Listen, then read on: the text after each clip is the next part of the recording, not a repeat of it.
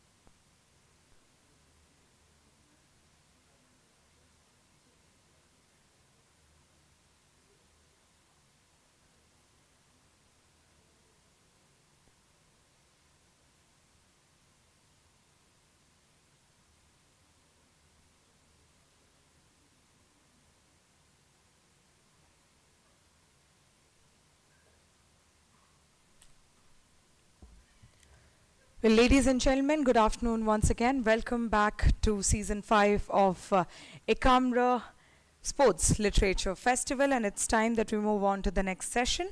On a humid July 5th afternoon, what happened inside a Barcelona stadium is described by journalist Piero Trellini, the author of the match, the story of Italy versus Brazil, 1982, as 90 minutes of emotional beauty. The match is as much about Italy's tediousness as it is about Brazil's misfiring genius, and Trellini is the written word's Christopher Nolan, hand-holding you through that brilliant match that gave Italy its almost godlike status. We are particularly appreciative of Trellini as he spoke with Ekamra even though he was in the middle of a family emergency. We're going to play the recorded video message for all of you. I'd request all of you to kindly feast your eyes on the screen in front of you. Thank you.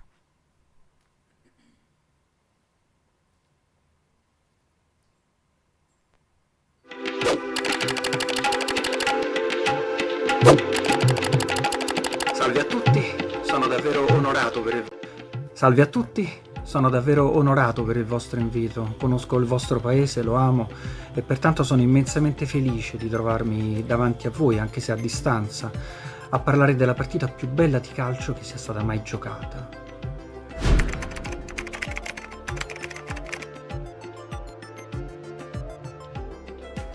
Ero a casa con i miei genitori. Per me fu la favola perfetta, un giocatore fermo da 2 anni che un allenatore criticato da tutti manda in campo contro la squadra più forte del mondo e il giocatore lo ripaga con una tripletta, dimostrando al mondo che è ancora vivo.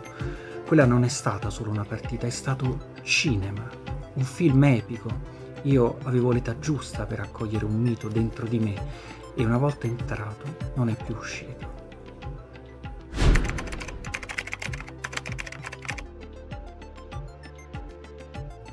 Ho iniziato a pensarci il giorno dopo, conservando i giornali che aveva comprato mio padre e scrivendo qualcosa su un foglio che ho ancora conservato. Da lì è iniziata una lunga ricerca che ha dato vita a molte stesure. Nel corso del tempo il mio approccio è cambiato, avevo notato che quei 90 minuti nei media conducevano sempre a punti fermi, senza particolari variazioni sul tema.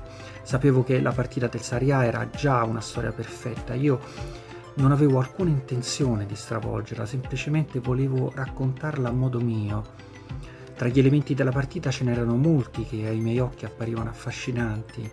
A volte erano semplici istanti, apparentemente insignificanti, ma mi sembrava fossero stati fin dal principio trascurati e ho sentito il bisogno di dilatarli.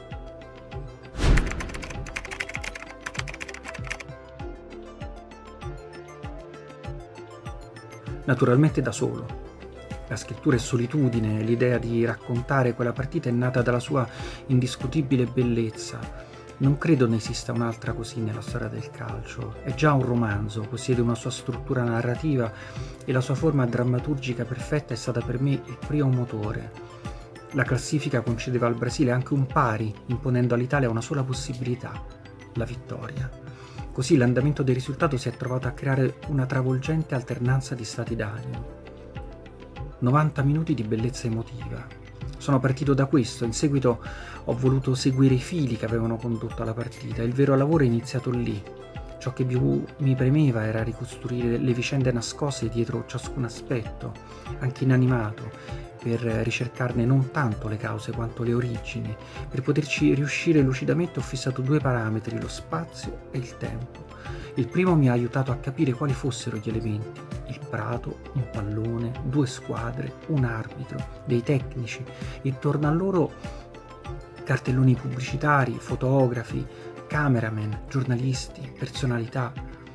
Il secondo, da dove questi provenissero. Ho quindi accumulato materiali che poi ho organizzato per livelli: umano, politico, sportivo, giornalistico, tecnico, filosofico, scientifico, sociologico. In seguito ho creato mappe e ho iniziato a incrociare i dati. Naturalmente ho battuto molte strade e ho montato più volte le singole storie, finché per compensare la complessità data dal numero delle storie ho rinunciato a una versione caleidoscopica in favore di una impostazione più rettilinea, ordinata secondo una logica temporalmente lineare all'interno della quale i singoli filoni narrativi sono tra loro alternati.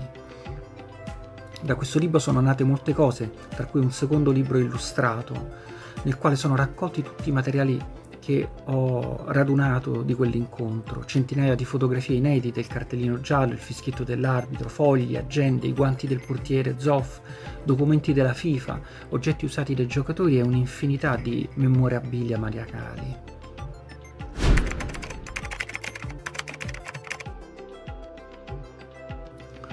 Ho incontrato molte persone, come Zoff, Bergomi, Tardelli e altri, ma soprattutto quelli che non avevano avuto i fari puntati. Recuperare informazioni su di loro è stato impegnativo. Gli anni '80 da questo punto di vista sono un buco nero. Per molti giornalisti, dirigenti o fotografi non ho trovato nemmeno una citazione. Gli incontri e le interviste quindi si sono concentrati soprattutto su queste figure, soprattutto sull'arbitro Klein. La sua vita è stata un romanzo. Klein ha partecipato anche alla serie televisiva tratta da questo libro, insieme a molti giocatori, tra questi Zoff, Gentile, Bergomi, Conti per l'Italia, Eder, Cerezo e Serginho per il Brasile.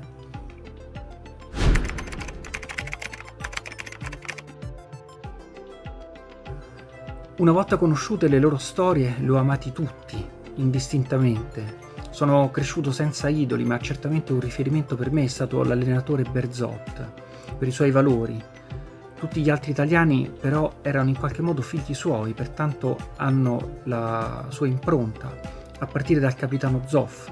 La sua immagine e il suo esempio mi hanno sempre accompagnato in tutti questi anni.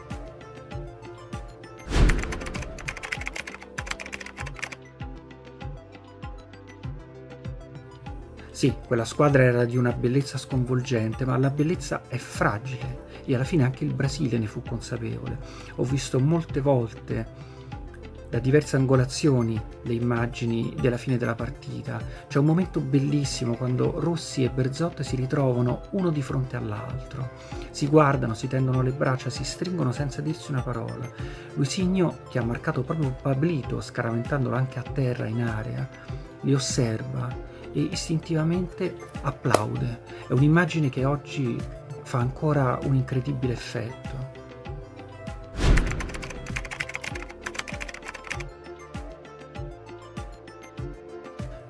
Il ricordo più nitido che ho di quella partita è una finta sbagliata. Junior allarga le gambe, ma la palla poi sfila di lato.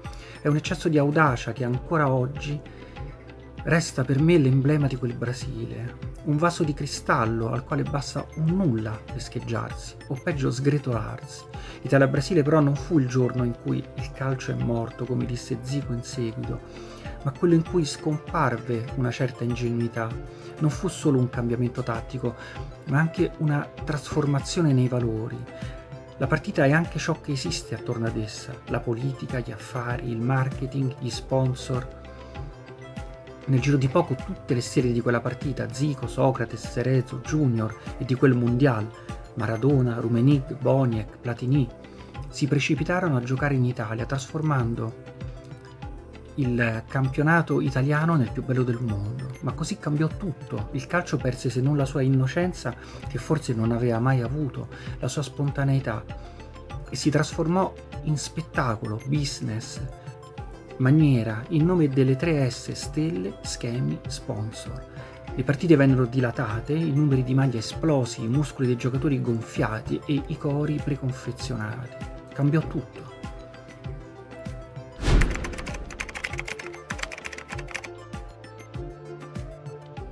Il tempo è un valore relativo, potrei dire 30 anni, ma bisognerebbe quantificarne le unità di misura. Sicuramente ha occupato una parte rilevante del mio cervello per gran parte della mia vita.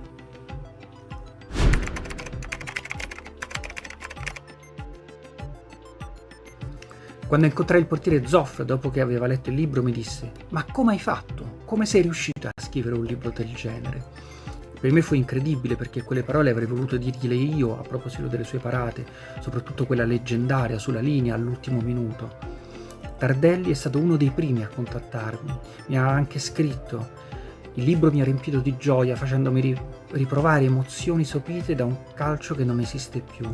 Ti ringrazio per tutto questo, perché hai capito lo spirito di un gruppo che senza se e senza ma ha seguito il suo capo Berzot, credendo nella sua onestà e nella sua filosofia calcistica.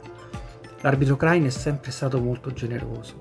La partita, mi ha detto, è il miglior libro di calcio che ho letto.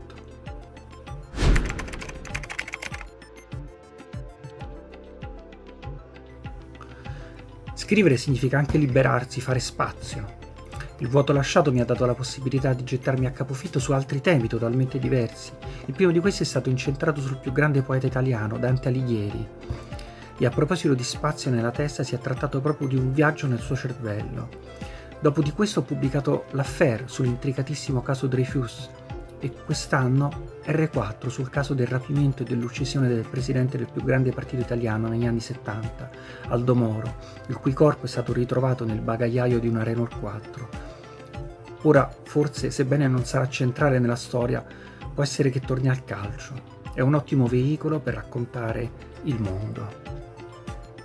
Vi ringrazio molto per avermi ascoltato, vi auguro ogni bene e la prossima volta ci vedremo dal vivo, è una promessa. A presto e grazie ancora.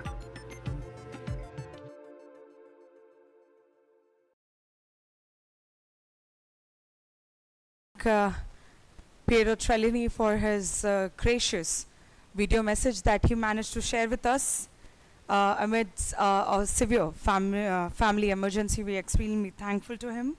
And now we'd like to welcome somebody extremely special whose presence we all had been waiting for, and he's here with us. It's none other than Dr. Dilip Turkey, the man who needs no introduction in the world of sports, but deserves the best one.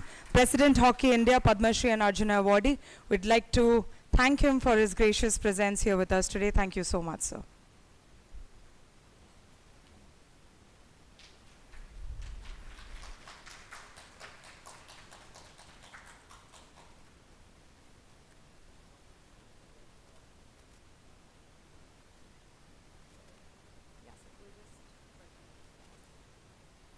I request our audience today to please give him a huge round of applause for sparing time and joining us here.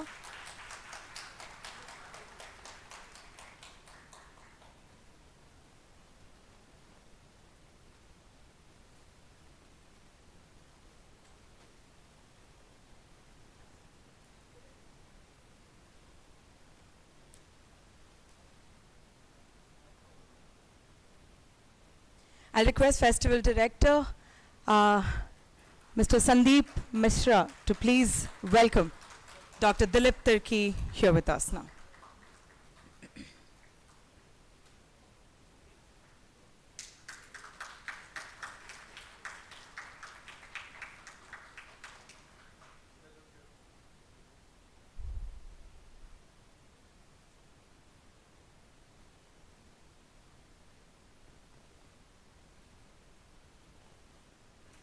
Thank you so much, sir. Just for all of your knowledge, he'll be soon sharing the stage with us in a session. Until then, we'd like to proceed to the next session. How can India make it to a Football World Cup for the first time in history? Awakening the Blue Tigers, co-authored by Neil Shah, a sports management journalist, attempts and the contemporary scene in Indian football and offers a step-by-step guide into how India can edge their way to footballing dreamland. The author, Gaurav Gala, is a founding member of the ISL and has since 2013 been exclusively working on football and looking to grow the world's most popular sport in India through content creation and a fan engagement across live broadcast, OTT, and social media. On the panel, we have with us Mr. Ravi Pushkar, recently appointed as CEO of FC Goa. Ladies and gentlemen, can we have a huge round of applause for him today? Ravi has been with FC Goa for over 8 years. Also on the panel, we have Raj Atwal, club president, Odisha FC, who comes with rich European experience, having worked with sides like Glasgow Rangers, Coventry City, and Watford. And moderating the session is sports broadcaster Sridat Pillai. I'd request all of you to please give our panelists today a huge round of applause for sparing time and joining us today for this wonderful session. I'll request Sridat to kindly take over.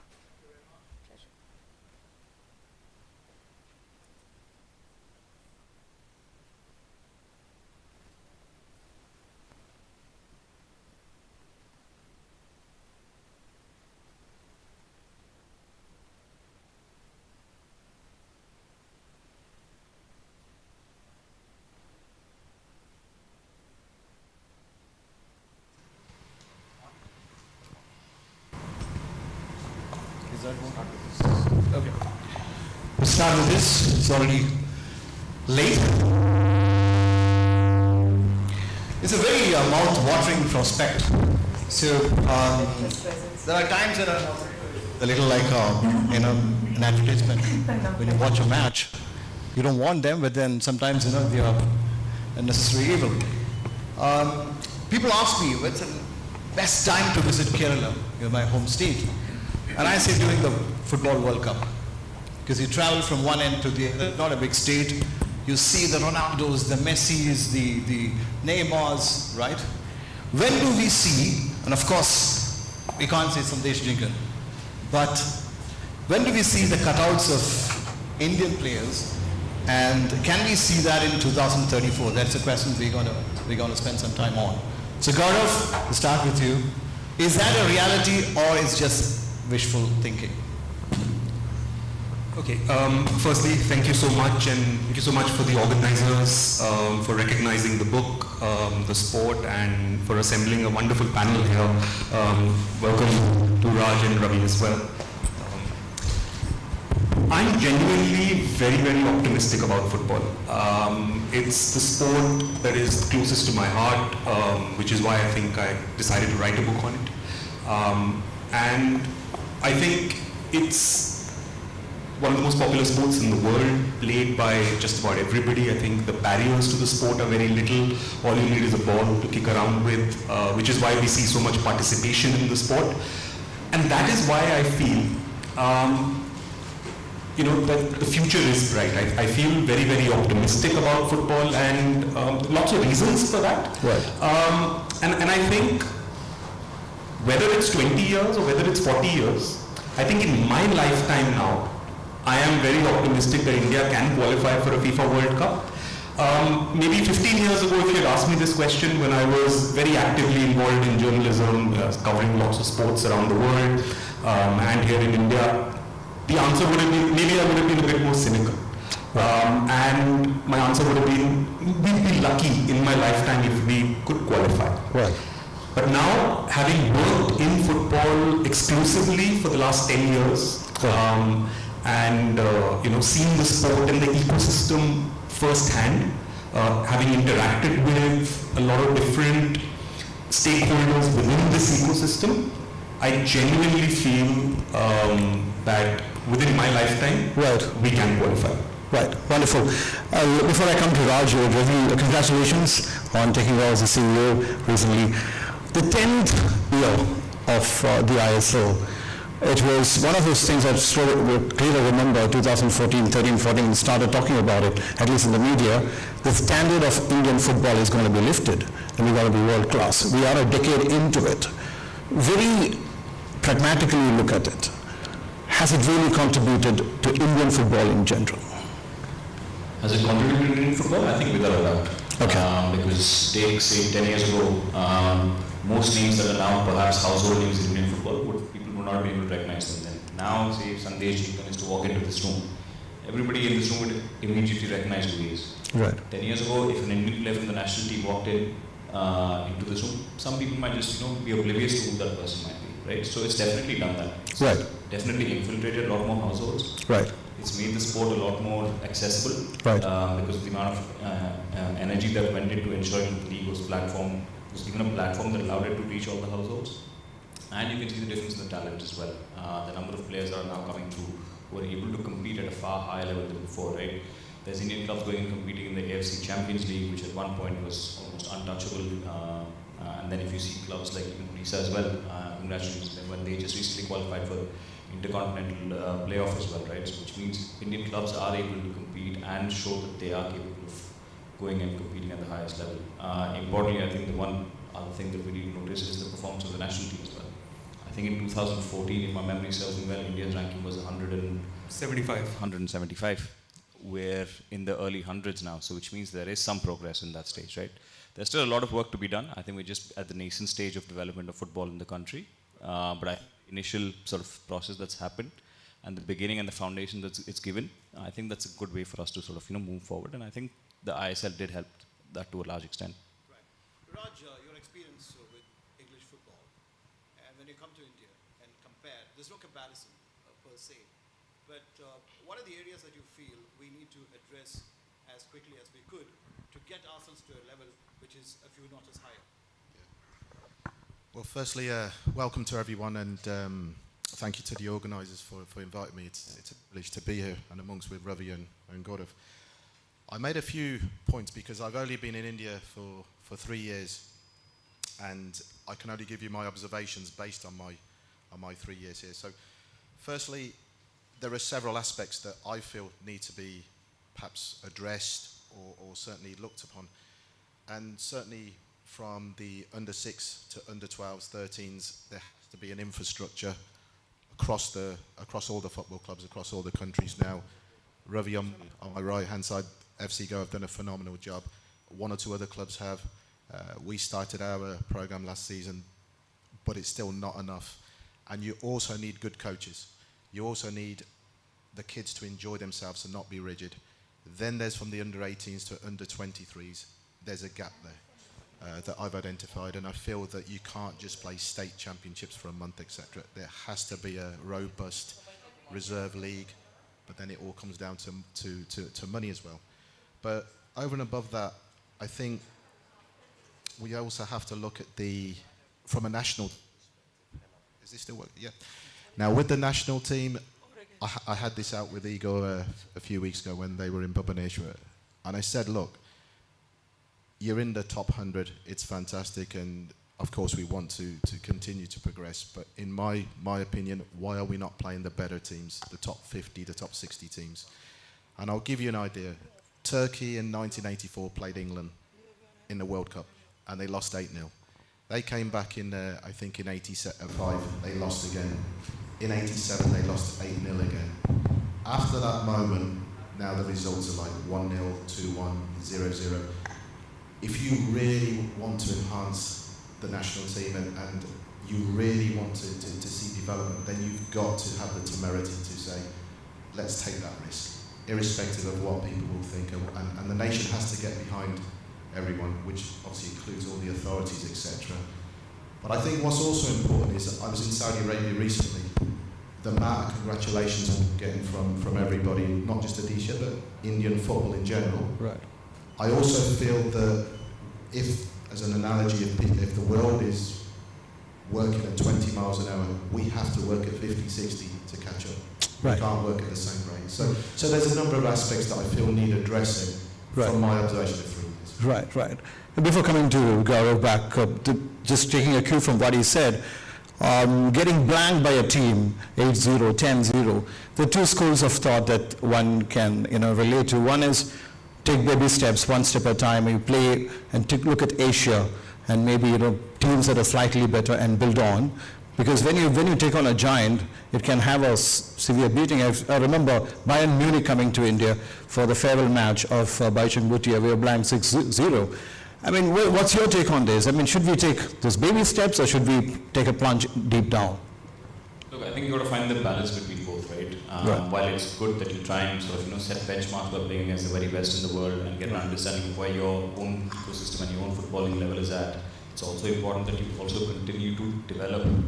You need young kids to be passionate about the sport, and that only happens when the national team or club sides are performing well. Right, so right. If the club sides get constantly blanked 8-0, 9-0, or the national team also gets blanked in a similar number, then you begin to feel like maybe this is a sport that is well beyond our reach. Right. And obviously that can't happen. You need Right. to create that aspiration. And aspiration only happens when there are heroes sticking out. Right, And that right. happens when the national team delivers and as with the club sides. Right. But Gaurav, yeah. No, I just wanted to add a point to the question you asked Ravi and then the question you asked to Raj as well. Please. I think the one thing you've got to look at is the confidence of the players within the ecosystem that we now have. Let's come to that. To what we had maybe 15, 20 years ago. Right. I think, and Raj spoke about playing those competitive matches against higher ranked opponents. Right. But at the same time, if you've got those better professionals sitting with you week in, week out in the dressing room and playing alongside you in each and every training session as well, I think Right. that makes a big difference. Right. Now, the difference that I see when I was a journalist, the body language of the Indian players, the confidence levels of the Indian players, not just on the pitch but off the pitch as well, the way they would communicate with you, all of that has changed. In the last 10 years, I've visibly and actively seen it firsthand, the confidence of these players. Yeah. And that comes from playing alongside and against opponents Right. who are of a higher caliber, Right. who've played the game at a higher level, and I think that has rubbed off onto a lot of these youngsters who are now coming through. And obviously with the ISL coming, more slots have opened up for them to actually play at the top tier within the Right. country alongside the I-League. Right. And I think all of this has led to this optimism that I was talking about Right. earlier. Awakening the Blue Tigers, when you talk about that, your book, when I went through your book, one thing is the kind of emotion that one feels, truly, because in my childhood we had the Santosh Trophy, the Federation Cup and all of that, and Durand Cup, for example.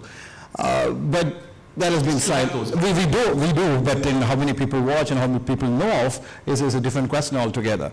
Now, talking about the complex that is set in, I mean, the one thing about the book is it has broken a lot of myths, like Indians didn't want to wear the boots and all of that. The fact is that we wanted to preserve our players for the Asian Games And the Olympics. and the Olympics, and not taking the risk of sending them for a World Cup. But it has set us back forever. And how do we overcome that, if I can use the word or phrase, inferiority complex? Okay, so I don't agree with the term of it being an inferiority complex. I think if I was to, if I was to look at it from, the federation back then and their decision not to go for the FIFA World Cup, it was very simple. In the 50s, the Olympic Games were the bigger event. Right. They were the more prestigious event. Right. And we prioritized the Olympic Games. It was as simple as that. It had nothing to do with playing bare feet. It had nothing to do with traveling all the way to Right. South America. It was Right. simply to do with the fact that the priority was the Olympic Games. Right. And that is the reason why we did not participate in the FIFA World Cup. I think sitting now and saying that it set us back, I think is not right. I think at that point in time, the decision to play in the Olympic Games was well founded because we went on to do well in those games, right? I think we came fourth, if I'm not mistaken. Right. So, and we were the dominant team in Asia at that point in time. So all of those decisions were correct in my opinion. Right. I think there were a lot of factors involved with why football, say, did not go the way of cricket, and there's a chapter in the book on cricket as well, and how the success story of cricket. I mean, for me, cricket was the right sport. In cricket we talk about timing. Right. Cricket, I think the timing with cricket, with them doing what they did in 1983 and then us hosting a World Cup 4 years later, then the economy opening up 4 years after that in 1991 and the money coming in. I think all of that, the timing was just perfect for them. Right. And which is why I think cricket lucked out a little as well. Right. At the same time, at the cable revolution, the number of TV households went up around the country, awareness, commercialization came in. So all of those things helped cricket. Had football been in the same situation. Right. Let's say we won an Asian Games in the Asian Cup in, say, the early 80s. Then maybe hosted an event 4 years later. Right. Football could have gone down that route, I feel. Right. And I'm sure in the 1950s when they took the decision, they wouldn't have thought that it's going to set us back. I mean, it is a temporary one, but then it has had a long-lasting effect.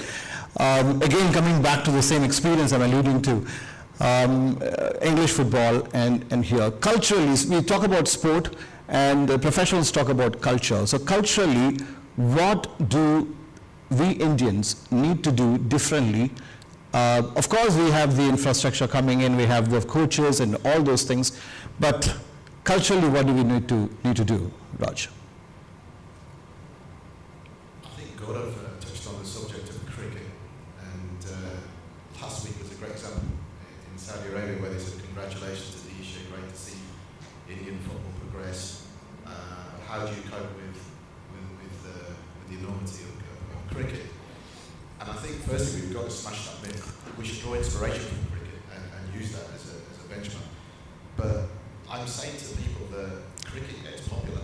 It's of course it is. But if you look at the numbers that follow football, whether it's a premiership, whether it's international football from India, you look at certain pockets across India. We're talking hundreds of millions of people that follow football. But that narrative never comes across. So culturally, if you look at England now, I'll give you my example. Yes, football is the number one sport. Since you're born, you're given a football. But cricket and rugby are equally popular and survive amongst football. Right. And they've both won World Cups. So what I'm saying is football can exist. We have to change the narrative in India. And people like Ravi and Gaurav and others have done a phenomenal job. But we need the authorities and right from the top for everybody to work together, and all the state governments. I mean, you've seen what the Odisha government have done. We have probably the best training facilities in the country, the best stadiums. The infrastructure here is incredible, and it's on par with European clubs, by the way. So I can give you that comparison. So I think there's a lot of areas that we need to change, but I don't think we should just look at cricket and say that's it. It's not. Trust me, there's hundreds of millions of people who watch football in India, and we should perhaps change the narrative. Right. Ravi, as the guy who's leading the show, the two things that we often get, and I experience a little bit of clash. One is what we need to do, and sometimes what we do, and in between comes the economics of it. Since you are at the helm and in charge of that, how do you strike a balance between the two? Sometimes these are in two different directions, aren't they? Yeah, I mean, that's the sort of the holy grail, isn't it, in football, trying to find the balance between developing talent, but also at the same time being relevant by being competitive and right at the very top. Because being competitive and right at the very top builds fan affinity. Right. When you have fans coming in, then you have culture building. Right. But culture building can also happen in another way, which is by developing talent at a young age. Where's the one place that parents will never cease to sort of invest in? It's in their kids, right? They will do everything to go over and beyond for their children. So if a child begins to play football from the age of 4 up until 12, and he sees, and the parents see that there is some talent in the boy or the girl, they will invest even more to ensure that he gets or she gets the best of opportunities going further forward. When that happens, talent automatically begins to sort of stand out, right? That's when the cream rises to the top. And that's what needs to happen in football a lot more. Unfortunately, in India, we're picking up football a little too late, right? The motor skills, the neuro skills, all develop at a much younger age. So when that begins to happen, when football is considered a sport which is accessible and easy to get to, and there is organization within the pyramid, then you'll see a change in the culture automatically. Right. Yeah. If I could just add to the whole, the point on culture. it begins very early, Yep. as Ravi said, and just to give you a few, examples from my own life. My formative years were in London. I went to school there, primary school. Did my GCSEs there, and within 3 weeks of the family landing in London, me joining a school, my primary school class teacher called my father to school, and so I was really scared. I was like, I haven't even made too many friends yet. I don't even know what's happening properly. New country. Why is my father being called to school? To my surprise, and I was pleasantly surprised, my primary school teacher called my father to school because he had seen me in 2 PE sessions, physical education sessions, and he said, your son is very good at cricket. Right. Because having spent a few years in India, I would play cricket, and he called my father. He said, I know you're new to the country. I know this is the area that you live in London. Within a 2-mile radius, these Right. are 3 cricket clubs, local cricket clubs that I'm giving you the address. Right. Please take your son there, get him to start playing cricket. And within 6 months of me joining that club, I was playing under 10, under 11 county cricket for Middlesex. Right. So culturally, the push that one gets Right. Right. in a country like England, where sports is extremely important, even in the school curriculum, Right. I think that's where it starts. It starts right from the base level, and I think it needs to start from home as well. Right. Another example I want to give you of how I think the culture is changing is in my age group, my friends. We're all parents now. I have a 15-year-old daughter at home. My friends have kids in the same age group. And a lot of them have come to me and said, our son plays in the school football team, our son plays in this academy, it's a pay-to-play academy, we think he's good, what do you think we should do? These were conversations that were not happening 3, 4, 5 years ago. But now every second parent that I interact with, I interacted with one last night, and they said, our son or our daughter wants to play football. So much so that they're asking, what do we need to do as parents in the next 4 or 5 years to see whether our kids are good enough to maybe take up the sport, in a big way, and whether we can invest in it. So they're looking at football now as a career option, which Right. I think is the beginning of the cultural change that you speak about. Right. You did mention, Raj, about the importance of playing in every nook and corner of the country. If you look at countries that have made progress in the last couple of decades, for instance, many of them have players who play across the globe, various leagues and seasons. And if you look at IPL, so what changed Indian cricket, in my opinion, is the fact that we started rubbing shoulders with the best in the business, playing for the different franchises here.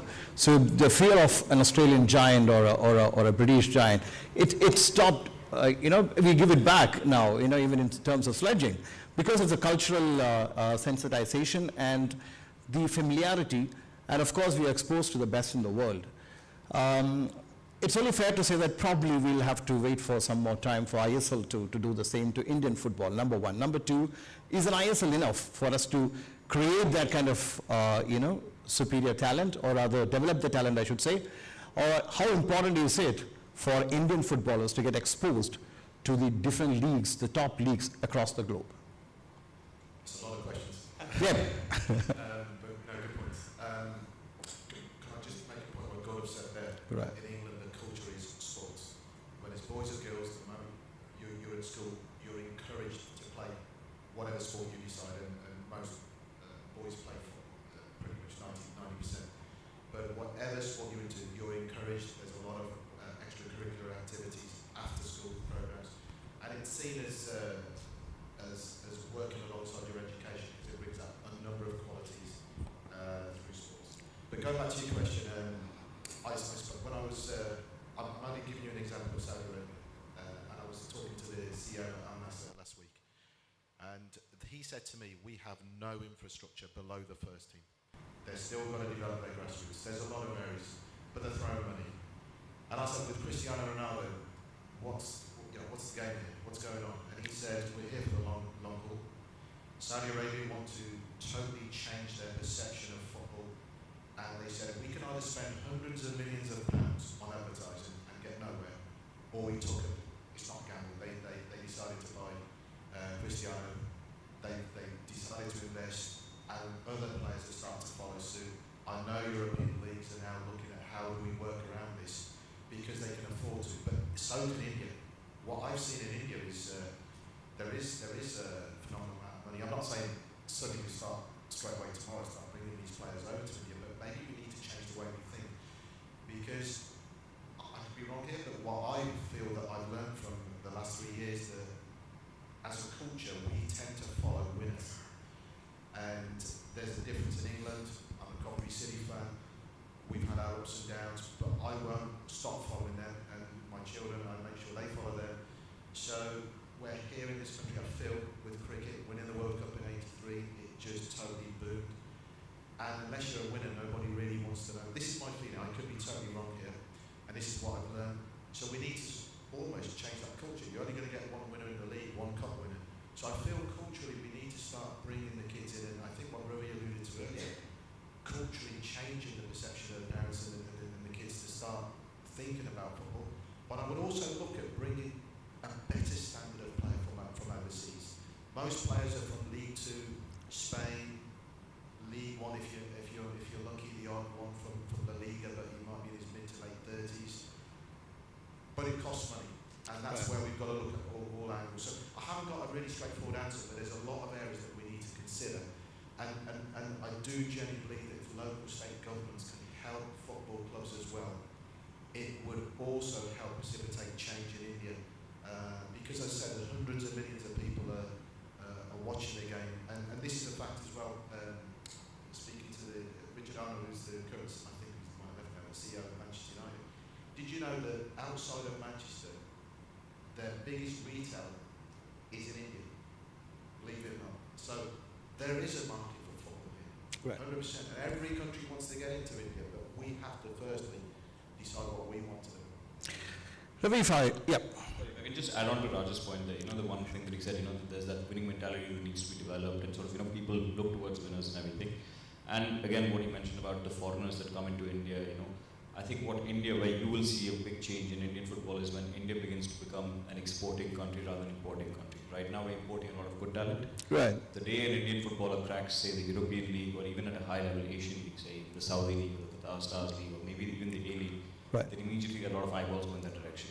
Right. Like you mentioned in cricket, the guys are not afraid of rubbing shoulders with the very best in the world.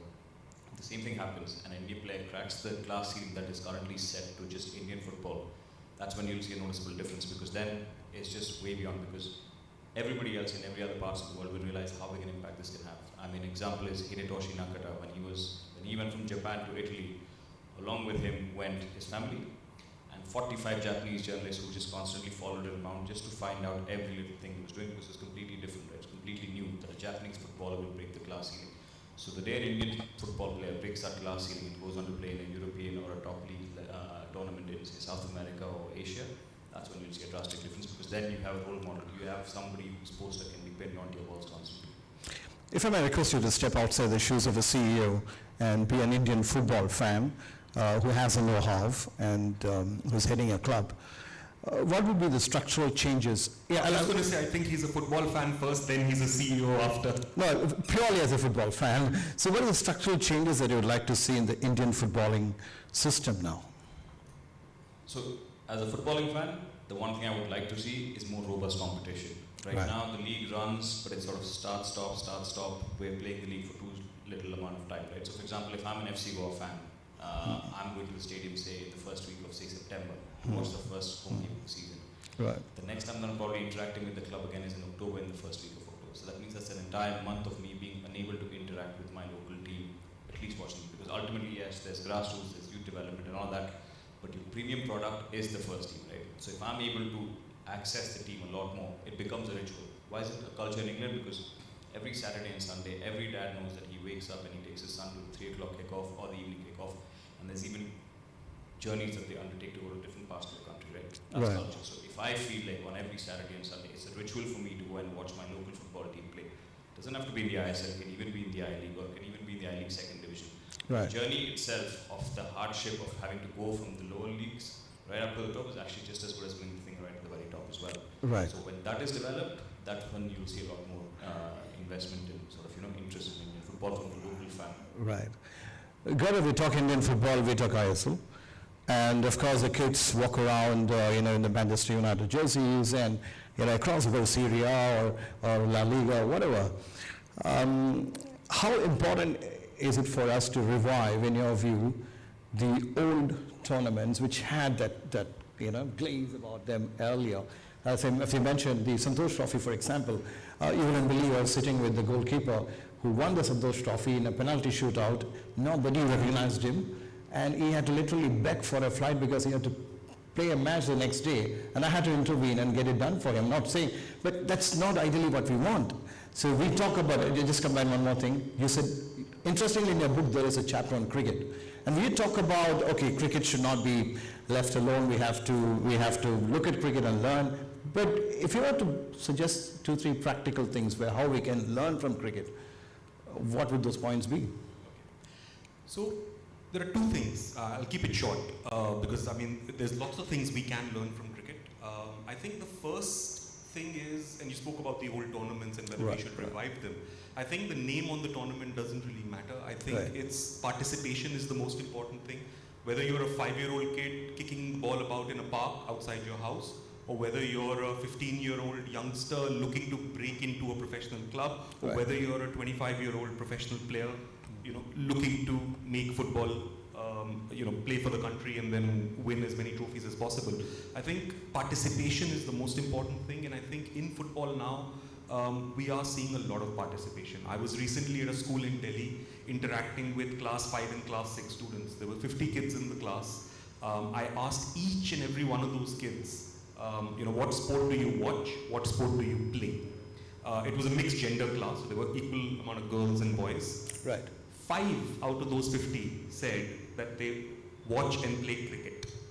13 said that we play badminton, we don't get to watch as much of it, and a lot of them were girls. Right. 33 kids said we watch and we play football. Right. So participation, I think, in this sport is going in the right direction. Right. And I think that is something that we need to first nurture at the base level. Coming to the second point, and I think Raj touched upon it, is competitive football and organizing so the word that we all keep hearing a lot is grassroots. Yeah. Right? Grassroots is just an initiation into the sport. It's something that starts maybe at the age of 3, 4 and is over by the time you turn 8 or 9. Grassroots is done. After that, what is really important in the term we need to in India really look at is youth development. Right? So youth development needs an organized structure of competition. If our young players who've come through the grassroots, who've gone to say the Basa Academy or any other pay-to-play academy or even for their school team, if those youngsters, after they finish their grassroots level training, are not getting enough competitive matches, they're going to fall by the wayside. And only the lucky few, right, and I use the word lucky very deliberately here, will make it to become professionals. Right. So that organizing that competitive youth development competition structure is very important. I think one of the biggest tournaments in that age group is currently run by the Air Force. What we need are all of our professional clubs at all tiers in the football pyramid to actively get young players to play. I think playing and participating is really important. And I think that's something that cricket has done really well. Right. And the reason I say that is that look at the under-19 Indian cricket team, right? The number of World Cups we've won, the number of players that have come through that we've seen, winning those tournaments, whether it's a Virat Kohli or whether it's Ravindra Jadeja and so on and so forth. There's so many of them and we've done really well. The reason is that the coach of that team has a pool of 500 to 600 players to select from. And why does he have so many players? Because they've all grown up together. They've played possibly 300, 400, 500 cricket matches in a competitive environment since the age of 10, 12, 13. Right? In football, we had the FIFA Under-17 World Cup that took place in India in 2017. Right. That the coach did not have anywhere near that number of players to choose from. In fact, in India, we picked the squad 2 years earlier and sent them out for exposure trips. If that same coach had 200 players to choose from just before the tournament was to start, I think is the right way to go. Right? Absolutely. So for me, I think organizing that structure and borrowing again from cricket is something that is very important. Roger, we talk football, World Cup football, when will India play? We talk men's football. But personally, I feel maybe the women can play before men do to represent India. What's your take on women's football in the country? Women's football actually is, I feel, has internationally is far beyond men's football. I mean, you've got international players now playing in Europe, and it goes back to what I think Ravi said earlier, was that's the moment you've broken it. And the women's football, I don't know where they are in the rankings, but they're quite high. Right. 50 odd, so that's incredible. And yet, I look at the infrastructure in India, and it's probably not even anywhere near the men's professional game, which is a shame, actually. I can only draw on my experience as Odisha Football Club. We started our women's professional team last season, and we ensured right across the board that the facilities and the whole infrastructure was similar to the men's. But from a women's perspective, that's a really good point. They are beyond the men's, yet the resources are a fraction of what they get. Right. So where we take it from there, I'm not sure, but there needs to be a lot more, perhaps a lot more revenue thrown at that, and for these girls to be role models for kids across the state. A number of girls that we took on last season from Odisha and this season, many of them are actually earning money and sending it back home. So it's almost giving them an aspiration and an opportunity to better themselves and to help their families. But their families now see a pathway for them that actually, if they become international, they can make a life for themselves. Right. Which will change their culture as well. Right. We're not left with much time, but one question, anyone can take this. If you look at Indian football, it's very similar to a lot of other Indian sports, wherein tennis, for example, we have had junior champions, Wimbledon champions, US Open, and there's a lot of talent, potential, and promise. But once they come to that fact, or the business end of it, if I can call it that way, it just withers away. So if you can be good at 15, 16, 17, what prevents you from being equally good and compete when you're 21, 22? So what happens in between, and what is it we need to do to guard ourselves against the dropping of standards when it comes to the highest level? So again, I'd beg to differ. I think what we are seeing now, especially in football, is that kids who are coming through the system, because of that confidence that I spoke about earlier, right. When they get into, say, an FC Goa dressing room or an FC dressing room, and they see the caliber of players that are sitting next to them, or the caliber of player that they're going to be playing against, they're no longer going to hide behind the desk or the chair. They are willing to go out there and express themselves. Right. I think that confidence is something that is prevalent in this country now, not just in the sports sphere. I think as a country, we are a much more stronger and I think more expressive country. More confident? More confident, absolutely. Yeah. And I think that kind of seeps into every aspect of our lives. I think, whether it's economic development, infrastructure development, or what have you. And for me, I think as you get older, you begin to hit your peak in sports. Right. So a 15-year-old, once he turns 25 or 27, is in his peak. And I think with football, we are seeing that. There are players who are growing up in front of us, whether they are playing in the I-League or in the ISL, and we're seeing them. And there's one player in particular that I'll take an example of. His name was mentioned right at the start of this conversation, Sandesh Chingal. Yeah. Right? He was the emerging player in the opening season of the ISL. Right, he was. He then went on to make his debut for the national team. Yes. And has since then become a mainstay in the national team. He captained the side as well. Absolutely. And he's now a household name. Right. There are many others who are following in his footsteps.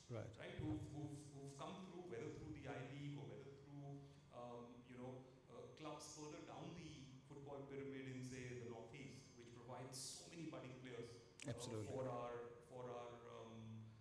football ecosystem in this country. So I think players as they get older begin to find their peak, they get more confident, and I think that's something we're seeing with a lot of our athletes. You guys agree? Yeah, I mean, if I could just add on to what about Sandesh, because I see him up and close on a daily basis now when he's with the club.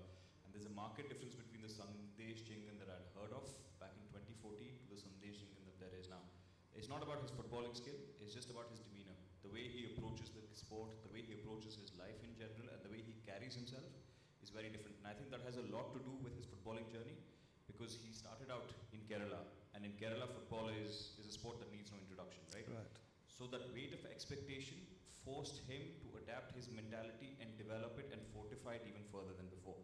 So that sort of that constant pressure on him, then having to go and play with the national team and lead the defensive line in the national team. Before that, he was a player who was the backup centre back. He had other seniors to fall back upon. When he had to pick up the mantle of becoming the leader in the national team, he did with aplomb, right? So that is the one big difference that I see. And you know what?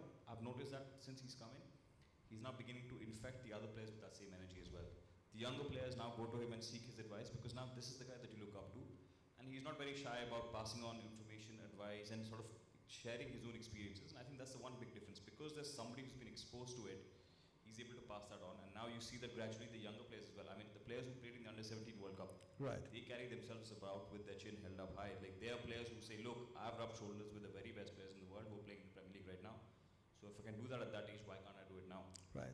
I'm forced to put a hard stop here. It's over to the audience. If you want to ask any question to Ravi, Raj, and Gaurav, I'm sure you have plenty of questions. Your turn, please. Yes? Yes, ma'am, please.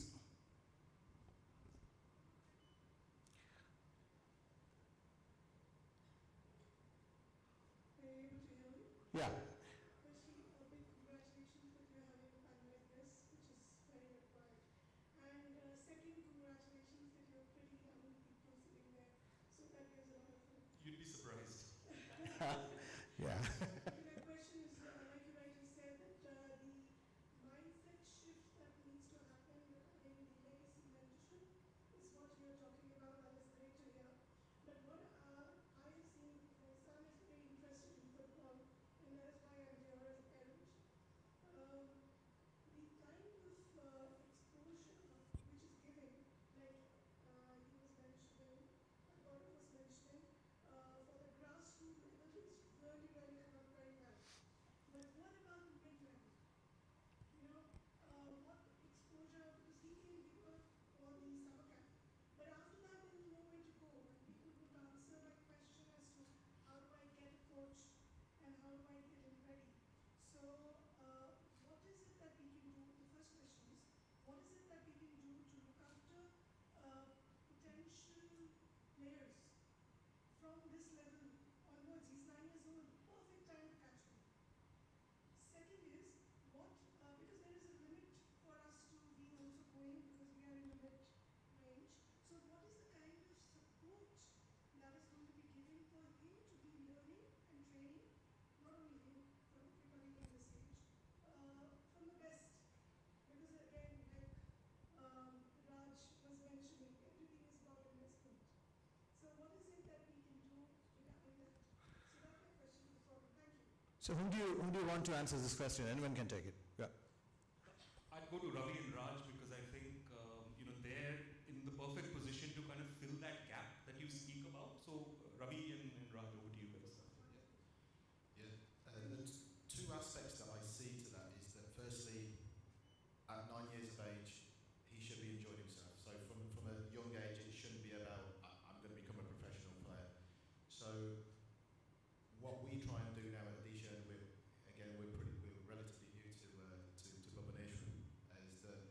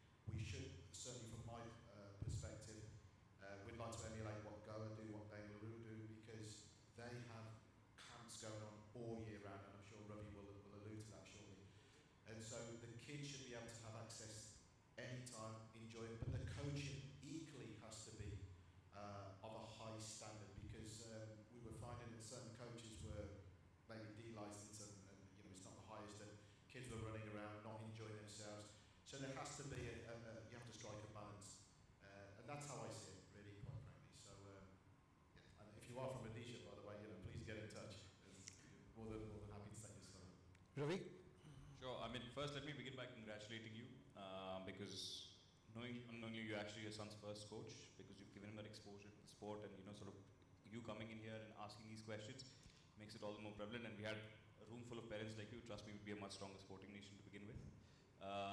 And in terms of sort of what he needs to do, so I think you've played your role very well in terms of ensuring that he gets exposure and sort of an introduction to the sport. I think after that, if I'm being very honest, local FAs, football clubs, the state authorities, the government, this is where we need to sort of put our hand up and help it by creating that pyramid that we were talking about, right? The part where Gaurav mentioned about youth development, that's what needs to happen, and that cannot happen with an individual stakeholders. It's not just FC Goa doing it or Odisha doing it in silos. Everybody has to work together. There's no point in FC Goa having 20 great players if there's no Odisha to compete against, right? And this needs to happen not just at a local level but also at a national level, right? Because that's when you create the pyramid. That's when your child gets to test himself against the very best, going stage by stage, and you get to genuinely see how far they can go, right? So I think that's where, so if there's stakeholders here who are from the state FA or from the All India Football Federation or football clubs as well, I think this is the time where we need to sort of introspect and see what are we doing to create that ecosystem and that pathway, which, I mean, again, like Gaurav mentioned, right, in cricket is so very easily visible. You know immediately when you go to a cricket coaching camp that, okay, if you do well here, there's going to be selections at this time of the year, there's going to be this thing. There's a calendar, there's a structure to the sport, right? That's exactly what's required in football as well. I hope that answered the question to a... Kind of partially agree, a little more honest. And I know that what you said, Raj, if I may just continue, please, Billy, that it's about them having fun while playing and knowing the game. And that's the whole idea, because if you don't have a good coach who can actually take you through that experience, they will not know if they really want to play it. And I come from an emotional background. I'm an EI expert, so I understand it really well. And I'm also part of the sports coaching. So that's why I'm very interested to understand, if you like you just mentioned, that we go into cricket, we know it A to Z. But if you want to take some local sport like hockey, we don't know where to go to the next, to the next, to the next. And in fact, I would just thank all of you.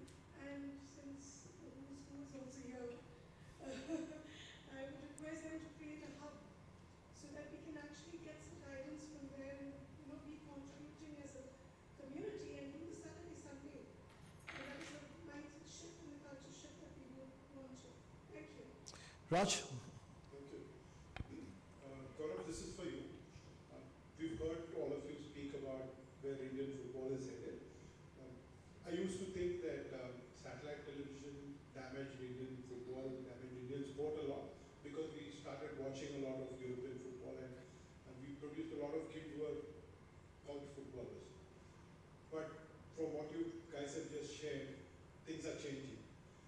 What, according to you, are the two challenges that India faces to realize this dream of awakening the Blue Dragons and playing that World Cup? Okay. Again, I go back to one of my earlier answers. I think it kind of ties in with what Ma'am was also talking about, right?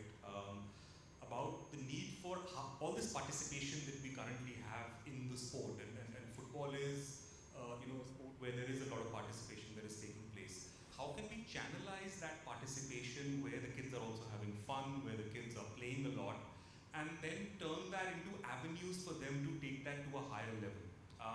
And that can only happen if that pyramid that we all keep talking about is actually a step pyramid rather than a proper triangle. And you need that step, because I think even clubs like Odisha and FC Goa need to be fed. Players need to come to them from somewhere, right? So I think it starts with the government. I think it starts with the education system in schools. Because that is where you're going to find the biggest catchment of these kids who will have an opportunity on a weekly basis to participate in sports, to play, maybe have the physical education period twice a week, 3 times a week. That's the first time, where I was exposed to sport, for example, and I started playing. Then it comes to the neighborhood that you're in, whether you're going out, whether you have enough time, whether your parents are encouraging you to go out there and participate. Once you get, regularly, once you participate regularly, after that comes and this is where I think we are currently lacking, is whether you are being able to be spotted, right? we currently are in a situation where you'll be really lucky to make it to the professional level because you get spotted by somebody. I'll give my own example. Within a matter of 7 months from going in, bowling my first ball or playing my first shot at the age of 10 for a local cricket club in Shepherd's Bush, London, I went to play for the county of Middlesex at the age group level. It all happened within 7 months because someone saw me playing for that local club. They saw me and they invited me for the West London, area matches. I played 3 matches for them. Someone spotted me, invited me to come for Middlesex's indoor trials, winter trials at North Finchley. I went there, did 8 weeks indoor trials, would travel once a week and go there. And then I made it to the full squad by the end of that entire 6-7 month process. In India, that is something that is currently lacking, and that organization is what is lacking, where there are not enough scouts, not enough coaches, and I think along with the players, to tap into that participation that we are now beginning to see, we need to organize that. And I think that starts right from the home, it starts from the schools. I think the government has a big role to play, and I think, it's so apt that we're in Orissa because I think the government here is doing an absolutely wonderful job when it comes to encouraging sports. And I think if we can get that in other states as well around the country, I think we could be really onto something. Anybody else? We probably might have time for just one question, or too many hands over there. Yeah, yes sir, please. Hello. My question is to Gaurav. Gaurav, I'm Colonel Rajesh. I'm one of the technical directors in the department. I was just interested in knowing the word Holy Grail when you have written in your book, because for the fact we know that till now nobody has achieved that Holy Grail. Nobody is able to find that Holy Grail. So how do you give us a impossible target by naming it as a Holy Grail, and we quest for it and we find for it? Okay, so we actually thought about it a lot, and there was a reason why we called it the Holy Grail and why we didn't call it the World Cup. I think personally, each of us has our own Holy Grail, right? So for kid A, the Holy Grail could be to play for the national team. For kid B, it's just to go out there and play and enjoy the sport. For kid C, it could be, becoming a professional player and providing for his family. So each one of us has his own Holy Grail that we're looking for, and which is why we called it, Holy Grail as opposed to calling out the World Cup per se. So you're free to define what your own Holy Grail is within the footballing ecosystem. Thank you. Let this be the last question. Yes. I'm Vinod Mishra, field coach. First question to Mr. Ravi.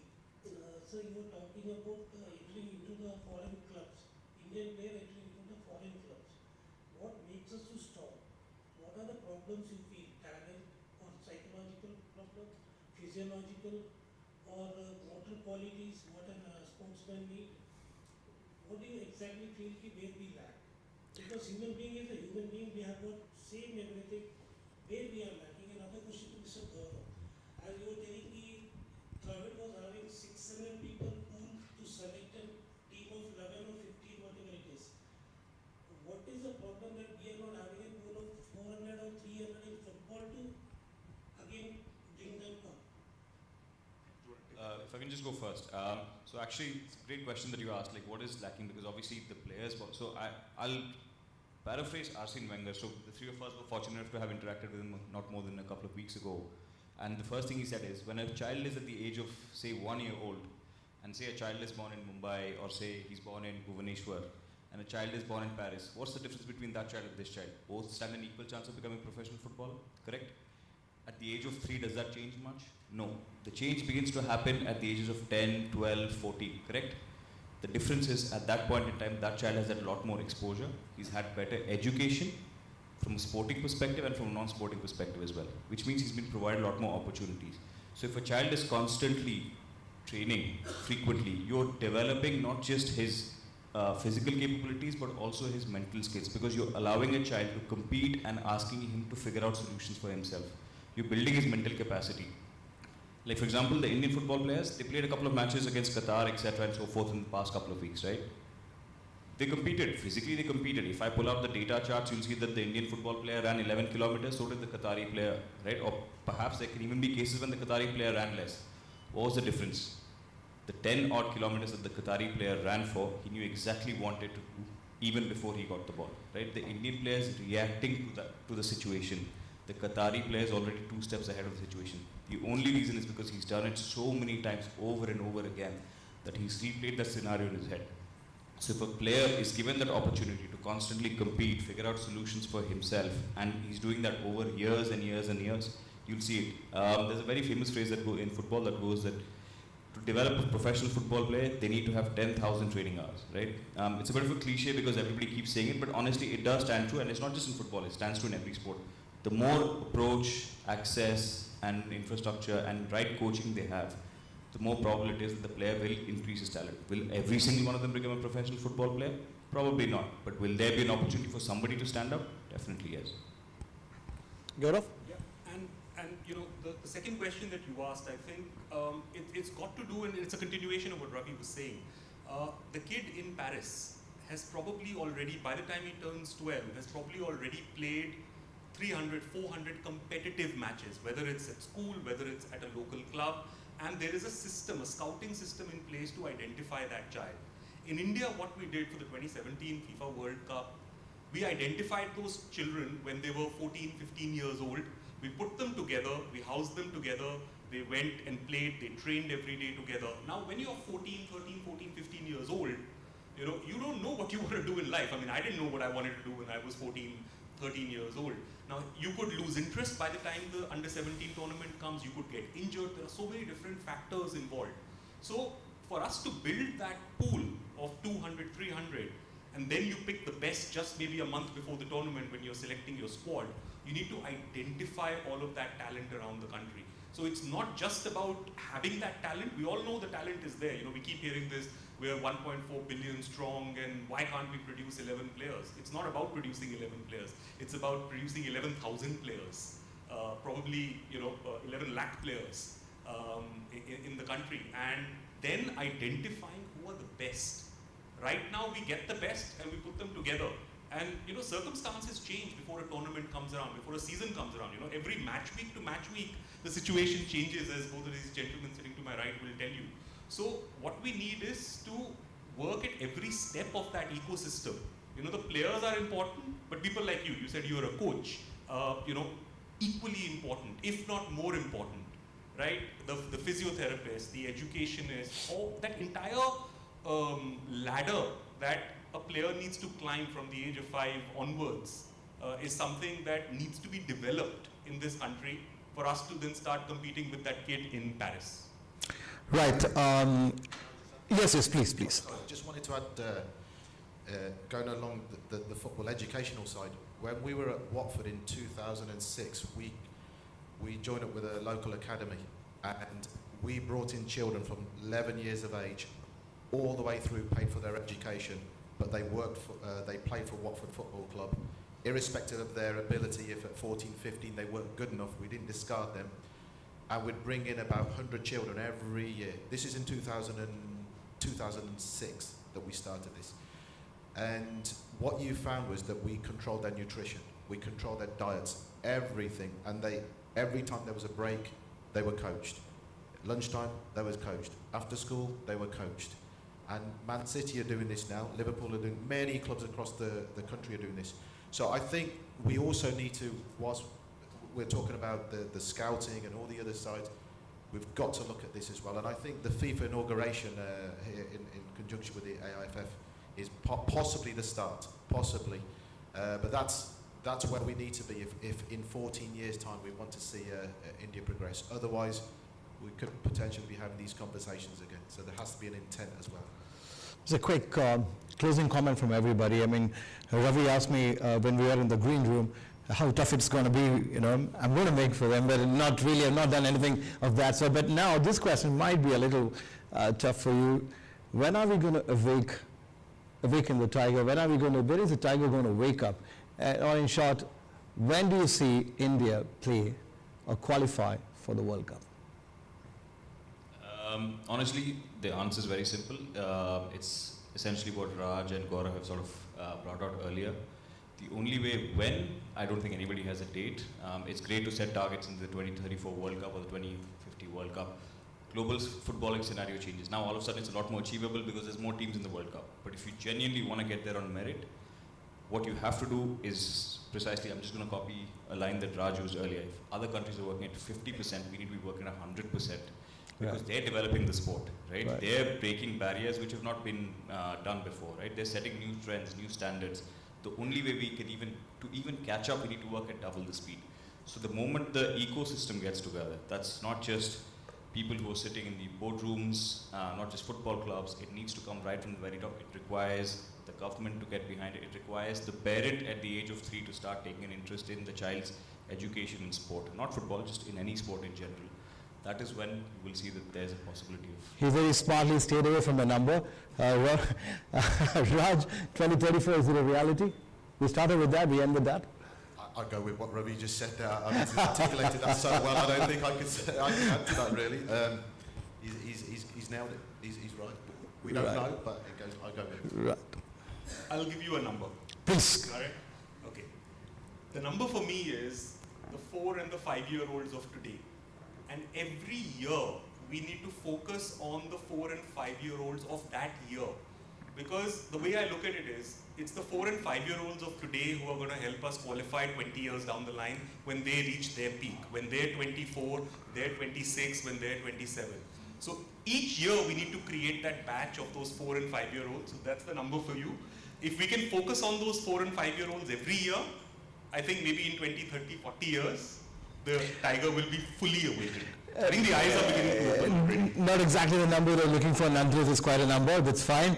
But we only hope that the tiger wakes up as quickly as it does, and let's support.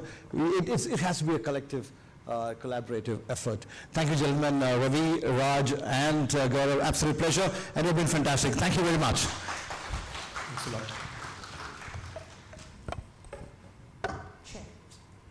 I'd like to thank all our panelists and our moderator for such a riveting session. I request them to kindly stay on the stage. We have a small token of appreciation that we'd like to extend.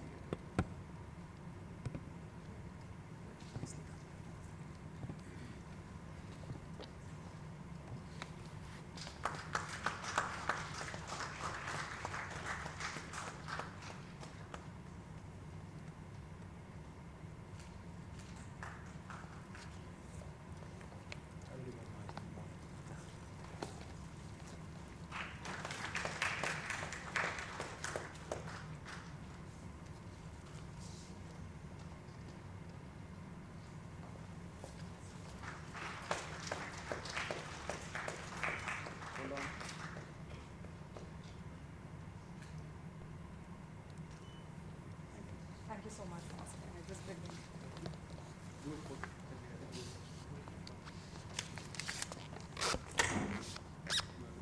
Thank you so much, ladies and gentlemen. Once again, I request all of you to kindly put your hands together for our panelists and our moderator. And what a wonderful session this has been.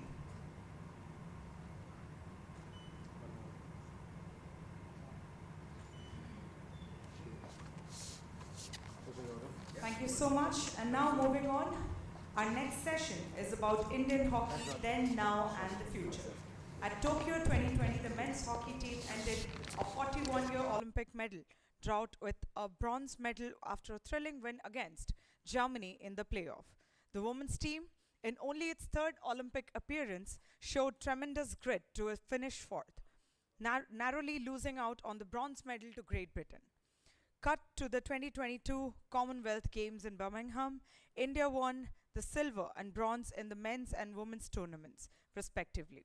At the Asian Games in 2023, the Indians men's hockey team won the gold medal, while the women finished with the bronze. Both the men's and women's teams are formidable contenders on the global stage, and Indian hockey is now in a position to reclaim the glory of old. Mr. Dilip Tirkey, who is present here with us, is a true legend and needs no introduction in Odisha and the world of sport.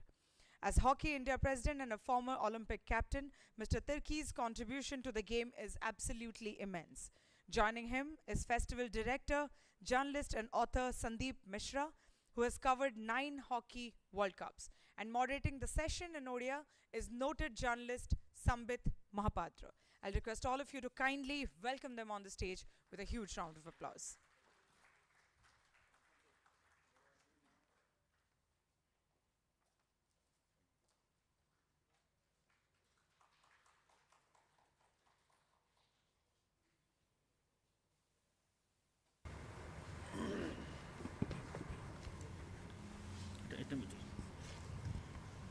आपण समस्त को नमस्कार पुणी थरे स्वागत एक अभिनव कार्यक्रम को एवं माटीर वासना माटीर धारारे माटीर 3 संतान द्वारा ये सेशन परिकल्पना एवं एकाम्र क्रीड़ा साहित्य महोत्सव को आपण मान को पुणी थरे स्वागत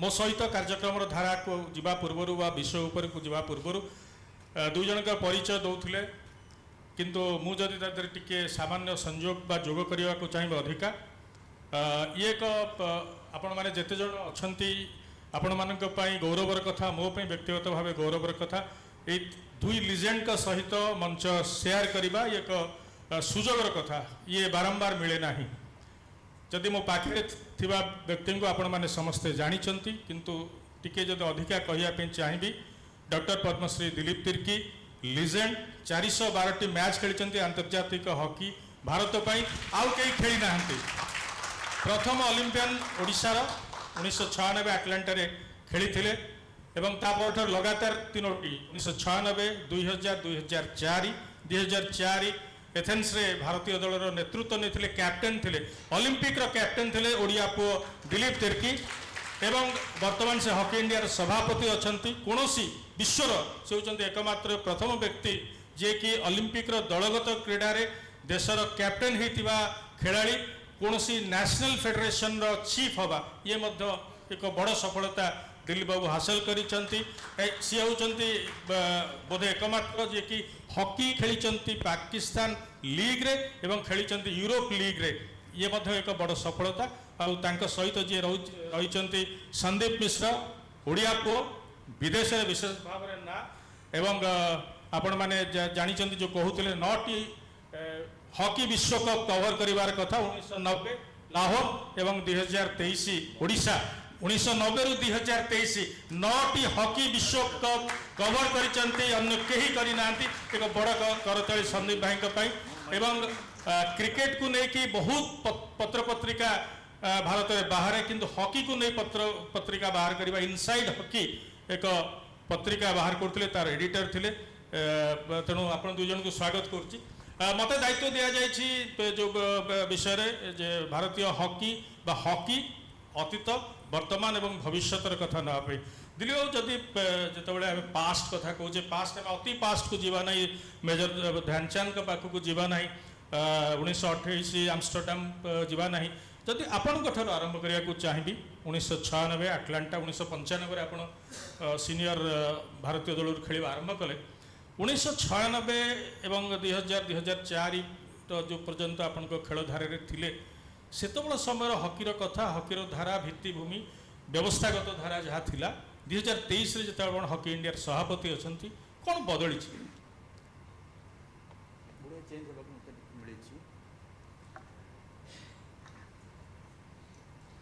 जितेबले आम हॉकी आरंभ कलु 94 95 96 ओलंपिक प्रथम थर पर खेल जिते मुझे चांस पाइली एवं वर्तमान 2022-23 रे जदि देखा हॉकी बहुत changes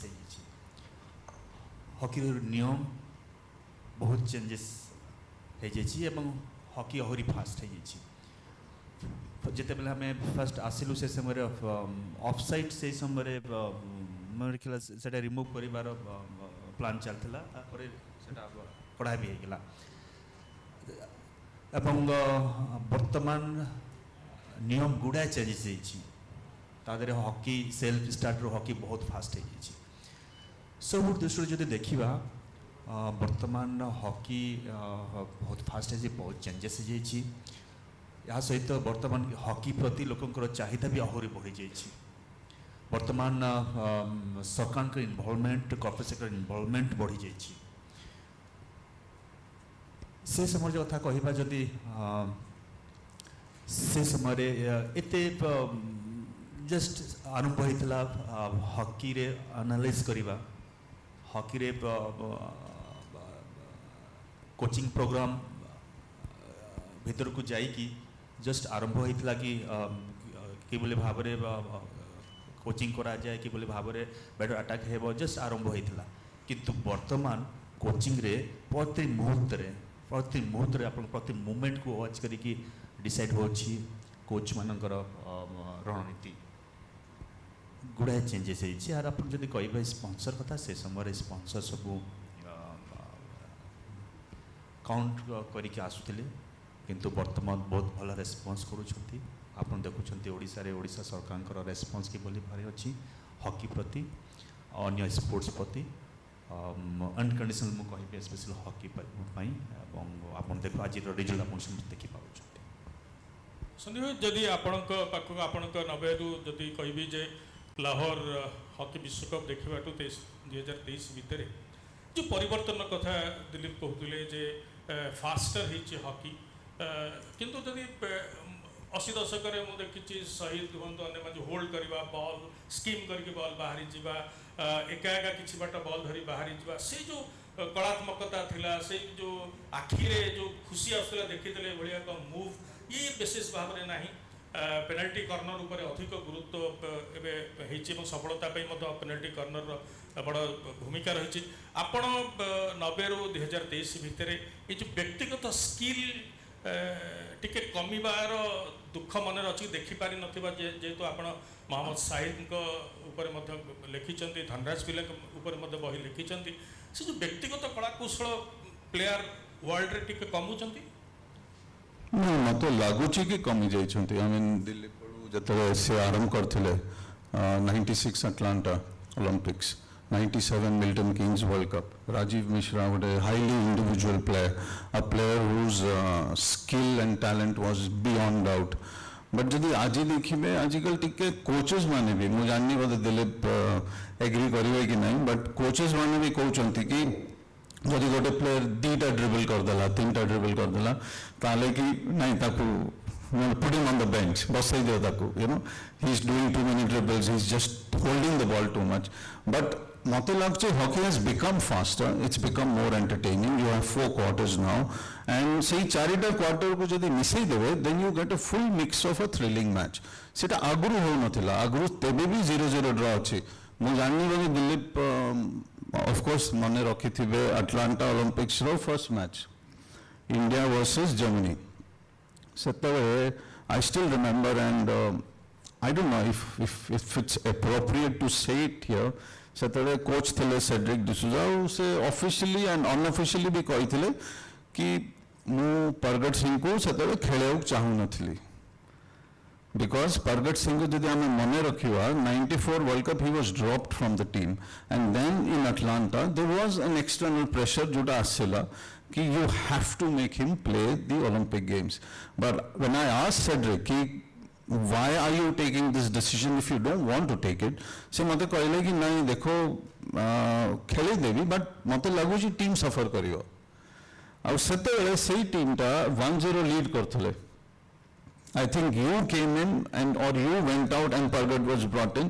and the match ended 1-1 draw because there was an attack from Germany jota ame defend kari parluni the reason being slow thila Pargat setale tikke not too much but he was definitely so tame jeta mate pacharcho kon सब changes hoichi I think the game has become faster it is very difficult for a player today if he is not fast enough to be able to fall back ebe Asian Games re bahut loko dekhithibe Mandeep Singh he defended a particular attack from the opposition and then in 15 seconds went and scored a goal सेटा सेतबे केबे हे नथला मु मो जीवन रे केबे भी मोहम्मद शाहिद को defend करिया देखिनी केबे भी फॉल बैक करिया देखिनी बट से हॉकी रा डिफरेंट थिला the romanticism was different the entertainment was different and yes Shahid was pure gold Shahid was कौन कहबो he was a classical player like a very classical movie director on the pitch निहाती भाव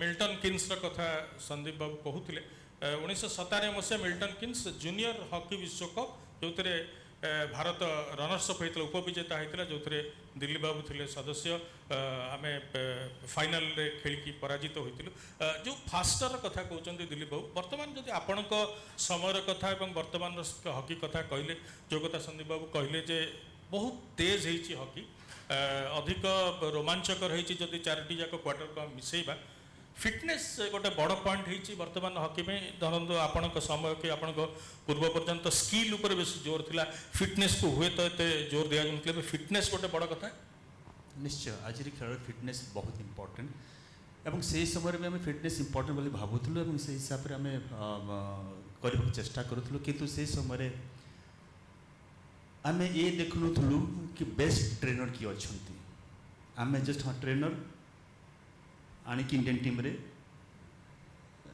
जगह दौले और से ट्रेनर बैकग्राउंड केते केते से स्टडी करछि ट्रेनर पर केते कोर्स करछि सेटा आउ किछि से समय नथिला किंतु वर्तमान आम इंडियन टीम रो कहले trainer physio mental trainer analyst coach world किए बेस्ट अच्छा बेस्ट वर्ल्ड रो बेस्ट अनु की वर्तमान प्रोवाइड किया जाउछि इंडियन टीम रे ट्रेनर वर्तमान बेस्ट कोच को पचारा जाउछि कि वर्ल्ड बेस्ट किए अच्छा ट्रेनर ताकू तमें जहाँ कहबे ताकू आम आनिक टीम रे रखिबू से समय सब न आ वर्तमान एवं से समय मध्य से स्टैंडर्ड खेल होता किंतु वर्तमान खेल फिटनेस सहित जमती संदीप भाई कहले कि बहुत वर्ष एक्सपीरियंस जो आप कहते मुझे जानूली कि 9 थर वर्ल्ड कप कवर कले मुझे जानती बहुत एक्सपीरियंस आपंकर अच्छी सो आप बहुत बहुत कांग्रेस सो वर्तमान देखो वर्तमान सेल्फ स्टार्ट रे गोटे सेल्फ स्टार्ट रे खेलटा फास्ट हो आप सेल्फ स्टार्ट रे आपण ओपोनेंट जो अच्छा आपन को बाध्य 5 यार्ड रही सहित ओवरहेड बॉल को अपनी एयर रे भी कोठी भी अपन हॉकी स्टिक ऑफ करके अपन को बॉल स्टॉप करि पारिबे सो ये सब जो हेबारु गुडा चेंजेस हो जाइछि सो गुडा स्पीड आहुरी फास्ट हो जाइछि इंटरेस्टिंग हो जाइछि सो याद रे आउ गोटे अन्य साइड रो हम देखिबा जदि आज खिलाड़ी 100% जदि फिट न रहिले खेली पारिबे नै से समय खेली दौले किसी मात्रा रे आपन को एडजस्ट कर खेली जेते किंतु आज हॉकी रे आपन जदि 100% फिट ना आती ताहाले संभव नुह मॉडर्न हॉकी रे खेलिबा पई आपन को प्रथम विश्वकप 1998 मुचेंट ग्लैंडबर्ग बोधे से संदीप बाबूंकर गोटे चमत्कार कवर स्टोरी थिला बॉर्न टू डिफेंड माने डिफेंडर हवापे जन्म होता खेलाड़ी भाव में आपण को लाजरुस बाबू को चित्रण करते दुई जन जाक आप खेलुले पुरुष हॉकी प्रथम विश्वकप आपण क्यारियर संदीप भाई जदि वर्तमान समय को आसवा हॉकी धारा भितर नहीं कि आउ 6 मास 6.5 मास पेरिस ओलंपिक आम क्वालिफाई कर जाइए जदि पुरुष दल कथा कहवा आम सेटल्ड ना सेटल माने मु कहे जमती क्रिकेट रे कह जाए आम कोर ग्रुप आइडेंटिफाई कर सारिछु 16 जन 17 जन किए जीवे पछरे आउ जन 2 जन को आम नहीं पारू न नहीं पारू जेते बेले वालेंसिया रे टीम खेलुची गतकाली सुन 1 रे आम पराजित होइचे स्पेन पाखरु से भली स्थिति रे आपण कोन भाबुचंती आम रेडी फॉर पेरिस आम कोर ग्रुप आइडेंटिफाई कर सारिछु ना आउ किछि चेंजेस आपण देखुचंती नहीं चेंजेस हबो the president is sitting here, so I have to be careful कि मु कौन कहूची but changes निश्चय हबो मते लागुनी that there is a core team available right now because maybe there are a lot of players जो माने 19 कोड़े you know that -5 10% 15% when you go to the Olympics it's a mindset you don't go to the Olympics because तमर बड़े skill set अच्छी मते सब I always believe this Olympic games first match second match third match and when you are one step away from a quarter या semi-final or final तो हमें बहुत दिन निकलनी खेली नु सेतले प्लेयर स्किल नहीं प्लेयर माइंडसेट बिल्कुल दरकार सेतले Dilip will very clearly remember Milton Keynes Milton Keynes final was against Australia. We had beaten Germany. बहुत बढ़िया मैच हितला, राजीव मिश्रा स्कोर करतला. People had already predicted 3-1, 2-1 win for India. But see जो final दा थिला, Barry Dancer coach थिला Australia रो. सत्य वेले से पूरा टीम को midfield रे stifle कर दिला. India could not play what they wanted to play. And that is exactly, but more hope konachi is also something that has come from Dilip, is that a lot of people here probably don't know that the present Indian team coach Craig Fulton and Dilip played in the same Olympic Games. And they both scored in the same match against each other. Today he is the president of HL and Craig Fulton is the coach of the Indian national team. So it's a mindset, dita mindset that the toloku mane eka sangre asi jaichi. I think you still have hope, and I definitely have hope from Craig, because Craig is a thinking man, and Craig aschi Belgium ru, Craig aschi Ireland ru. Ireland team ko je bronze medal European Championships re dei paribo is the equivalent of taking Nepal to the Asian Games bronze medal. So you know there is a lot of hope from Craig, and of course team ru bahut hope achi, but Olympics is not about skill, talent that much as it is about mindset. And I think jodi sei jinsota heigala, then you may improve on your bronze medal performance from Tokyo. ठीक कथा दिलीप बाबू जदि संदीप भाई जो कथा कहते जदि बढ़े भी जूनियर विश्वकप कथा चमत्कार विजय नेदरलैंड सहित जर्मनी सहित आम पराजित होचे क्रुशियल मैच रे से जो आज भल काली खराब आपण वर्ल्ड हॉकी रे जदि ना करिया को चाहउचंती एक नंबर रे रहिया को चाहउचंती गोल्ड जिते पे चाहउचंती आज भल खेलिबे काली भी भल खेलिबा को पड़िबो ये दिने भल दिने खराब आपण चलिबो नाही जदि से कथा को नै कि आपण ओलंपिक रो कैप्टेन रहिचंती हॉकी इंडिया रो वर्तमान सभापति इंडिया पुरुष दल कथा जदि कहबी समस्ते आमे मेडल कथा को गत थरा आमे ब्रोंज पाइछे किंतु सुना 1980 परठार मस्को ओलंपिक परठार हम पाइने जो पदकर कथा पेरिस रे रही रेडी टीम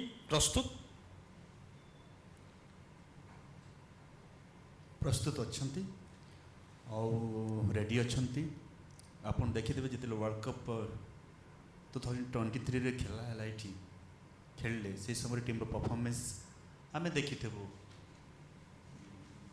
कंसिस्टेंसी नथिला और जे हिसाब टीम रो स्टैंडर्ड आमे देखि आसु से परफॉर्म टोटली करि नाहंती सो आमे समस्ते डिसाइड कलु जदि सही स्टाफ थिबे कोच सपोर्टिंग स्टाफ काले फ्यूचर डिफिकल्ट हे पारे सो आमे हठात चेंज करबो डिसीजन नेलु एवं चेंज कलु चेंज करा परे आपण चेंजेस देखिथिबे कि बोले भाव एशियन गेम्स रे प्रथम थर पे आमे हिस्ट्री देखबा को पाइसु फाइनल रे 5-1 स्कोर मते इंडियन टीम एते बड़ो मार्जिन रे मते रे जीति नथिला सेई Japan team last Asian games champion थे सो वर्तमान इंडियन टीम रो कंसिस्टेंसी बहुत ता ऊपर हम काम को कर पड़िबो और ता ऊपर हमको ध्यान देबा के पड़िबो आमे ता ध्यान दोछु और साथ साथ खिलाड़ी को मेंटली माइंडसेट से माइंडसेट को इंस्ट्रंग करबा बेले बेले आज भल खेलुछंती से कॉन्फिडेंस रे काली से माने से मेंटालिटी से रही न था सो ता पई बर्तन मेंटल स्ट्रेंथ पई आमे जन को हायर करछु टीम सहित जोड़ी देछु किंतु वर्तमान टीम ग्रेग को लीडरशिप ता कोचिंग टीम भल परफॉर्मेंस प्रति मैच हम एशियन गेम्स से देखिछु भल परफॉर्म करके आछंती आमे आशा करूछु सही परफॉर्मेंस प्रति मैच परफॉर्मेंस को फ्यूचर मैच रे से माने इम्प्लीमेंट करबो हम भाबुछु संदीप जो कथा आपण कहतले जो क्लासिकल मोड रो कथा प्लेयर हार्दिक गोटे चमत्कार फाइंड राउरकेला रे आपण थिले मु भी थिली जो प्रकार गोल गोटे बहुत बाट काटिके आसिक गोल देइथिले हार्दिक चमत्कार गोल थिला कार्ति गोटे चमत्कार फाइंड लागुचंदी सुखजित बढ़िया प्रोस्पेक्ट्स यंगस्टर जो आसुचंदी तांको देखिक आपण संतुष्ट जे फ्यूचर भल हाथ रे पड़िबा पे जाउची जहाँ मुझे जूनियर वर्ल्ड कप रे देखी हॉलैंड मैच जोड़ा हमें 4-3 जीतिलु after being down almost 2-0 that's a great comeback there is no doubt about it but there is always a huge difference between the junior and the senior side simply because transition खाली 3 या 4 या 5टा player कर पारियो ताटू बेसी player transition केबे भी कर पाने तम टीम रे भी 97 मिल्टन किंग्स रो team not many transition to the senior side lot of people and सेतळे दिलीप को मन थिबो योगेंद्र रावत करी ओडे प्लेयर थिला very classical player, a player who could put the ball on the stick and make the other team dance. But he never made it to the senior team because again mindset and how you look at yourself when you want to transition. So mate laguni ki lot of junior players will transition achanti di tinta charta players sabole achibe. But I think the most important thing hochi jota Dilip bhi realize karuthebe because he himself has gone through that process is that from the junior when you go to the senior hand holding is a necessity. Coaches understanding the तमर weakness और strength केमती ताको बढ़ेगा weakness को strength केमती करीबा और जो strength अच्छी ताको केमती senior team रे भल्ला की रखीबा and ताको टिके improve करीबा. So that is all up to the coach and I think Craig Fulton and the other coach need to work together. आपण को आ गोटे प्रश्न दे कि आसीबे दिलीप बाबू को पाखु कारण ओडिशा आडू टिके टर्न करबा आलोचना आपण भाबुचंदी कि जो ट्रांजिशन कथा लंबा दिन किछि पिला को तयारी करी रखिबार कथा रे गोलकीपिंग बा गोलकीपर को नै कि श्रीजेश को बहुत लंबा आम रखिलुनी श्रीजेश को पछरे हाँ कृष्ण बहादुर पाठक अछंती किंतु ता परे आम तृतीय देखुनु कौन सी खेलाड़ी को आपण भावुचंदी कि 2024 पेरिस पर्यंत जाइए हुए तो निश्चित भाव में से हुए तो अवसर नेबे श्रीजेश से पार्ट रे हमें श्रीजेश को परवर्ती फेज पे तैयारी हिनु गोलकीपिंग धारा रे नहीं आई थिंक सब ठीक चलछि मते जहां लागु छि yes on the face of it लागु छि कि Sreejesh has been given a little more run ठीक अछि but goalkeepers have played till 38 39 40 and they're still playing. Argentina's goalkeeper played till 40 41 so it is again dependent on tama player jo achi whether he is a center forward midfielder full back wing back goalkeeper how does he improve himself and also improve the team also understand ki Srijesh पहिला player बाकी player को improve करी दे. I think mentorship गोटे senior player बहुत important था and सही area रे भी Sreejesh is improving a lot and is also helping your other goalkeepers improve मते जहां लागु छी कि दी तीनटा जो हमर तळे गोलकीपर अछंती I think they will do the transition after Paris so no need to worry on that aspect. Dilip Babu गोटे कठिन प्रश्न एथि निकट रे आपण मु थिले गोटे पैनल आलोचना बेले एवं सेतिरे प्रश्न थिला 3-4टी जे ओडिशार पिला काईक अधिक खेलुना आपण समय बहुत जन खेलुले भारतीय दलरू एवं जड़े दी जन अमित रोहिदास खेलुंट केवल कि वीरेन्द्र लाक्रा अमित रोहिदास थे सी गला आ विशेष खेलुना 2007 एशियन कप्रे 5 जन ओडिया खेलाड़ी थे एवं कहीं जड़े खेलुंट ये प्रश्न सब बेले आसूची कौन असुविधा आमर कम पिला कहीं खेलुंट विशेष कहीं खेलुना 2007 कथा आम कह चेन्नई रे जो एशिया कप होता आम चंपियन होते आम 5 जन आपण मैंने आपण भी सामिल थे से दल में 5 जन ओडिया खेलुले 11 जन भितर सदाबले आम समस्त चिंतार कारण कहीं आगे समस्ते जानते इंडियन टीम 5 जन 6 जन पर्यंत आम पार्टिसिपेट करूँ कि बर्तमान विगत किसी वर्ष भितर मात्र जड़े दु जन खेलुंट बर्तमान कंपटीशन बढ़ी जाइए आमको मध्य से हिसाब रे आमर माइंडसेट को भी से हिसाब से नेबार अच्छी मझिरे अमित रोहिदास सांगे शिलानंद मध्य खिलाड़ी उभरिक आसुले समस्ते आम भी जानते से टीम रे जदि फिट रही था से टीम रे था बैड लक कि शिलानंद भल खिलाड़ी को आम इंजरी जो आम इंडियन टीम रे सामिल करूँ से भी ओडिशा से बिलोंग करुँच से भली आहरी आमर दीपसन तिर्की जो जूनियर वर्ल्ड कप रू जमी जूनियर वर्ल्ड कप से कैप्टेन थे कैप्टेन पर जहाँ मुझे शुणुली कि परफॉर्मेंस बेटर करके आसछंती निश्चय से फ्यूचर खिलाड़ी किंतु मझे मु शुणवे से भी कौन गोटे मेजर इंजरी है ऑपरेशन करने को पड़ता से ओरिजिनल परफॉर्मेंस परफॉर्म कर पार से भाया किसी कारण जो मुझे भावुँ आमर 2-3 जन जो ओडिया बेस्ट खिलाड़ी आम भाव से इंडियन टीम रे खेली पारूना किंतु बर्तमान आम प्लान करुँ बर्तमान फोकस करुँ बर्तमान एटी आम ओडिशा आम हॉस्टल और एकेडमीज रे कि बोली भाव और बेटर ट्रेनिंग हो पारिबो तापे हमें प्लान करूछु और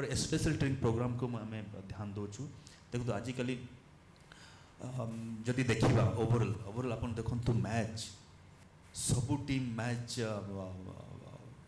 बेटर खेली थांती फिटनेस थाए मैच टूर्नामेंट रे आपन जदि मैच विनिंग कथा कहिबे या लूजिंग कथा कहिबे एतिकी कि जेते बेले शॉर्ट कॉर्नर कथा आसे जहाँ पाखरे वर्ल्ड रो बेस्ट फ्लिकर अछंती जहाँ पाखरे सही मैंने जीते कि नउछंती एडा आपन देखो 2021 ओलंपिक 2016 ओलंपिक कथा कहंतु या 2012 या 2008 रे मध्ये ए बढ़िया वर्ल्ड कप कथा कहंतु 2016 रे मध्ये जदि अर्जेंटीना आप केबे भाबी नथिले कि अर्जेंटीना ओलंपिक चैंपियन हे जिवो किंतु गोंजालो मो मते हाईएस्ट गोल स्कोर करी कि टीम को चैंपियन कर the Olympics Belgium Alexander 2018 world cup रे हाईएस्ट गोल करी कि मते से वर्ल्ड कप जीते कि नहीं गले एठी एवं 2021 रे मध्ये जो ओलंपिक्स रे अलेक्जेंडर मध्ये हाईएस्ट गोल स्कोर कर ओलंपिक जीते कि नहीं आज जदि आम ब्रोंज बल जीतिछु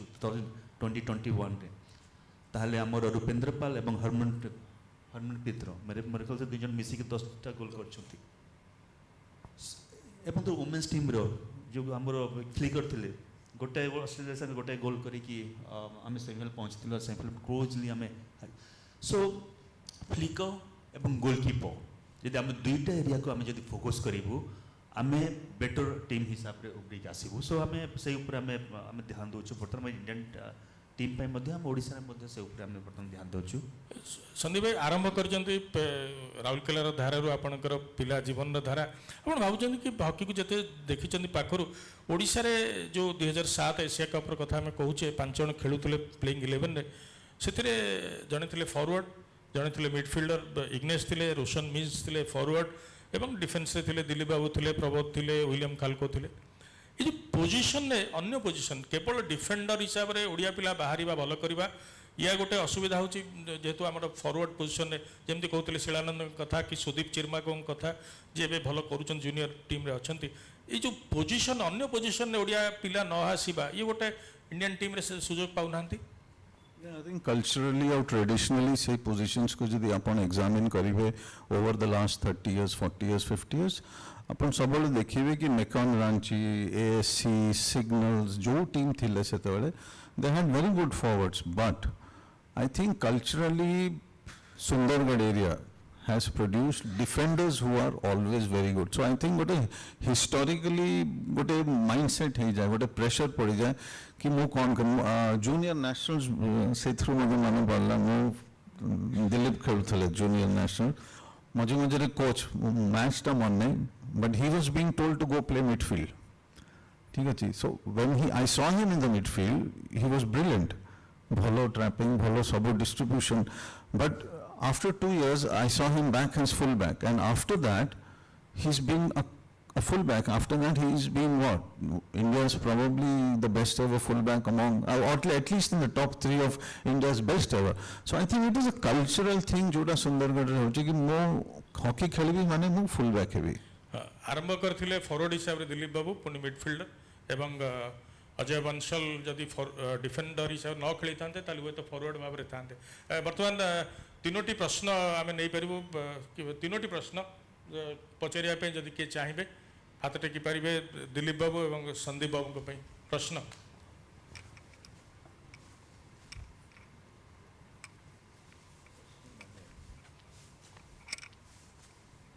किसी प्रश्न अच्छी कि सब कुछ आंसर्ड अच्छी. सुरेंद्र बाला पूर्वतन ओडिशा खिलाड़ी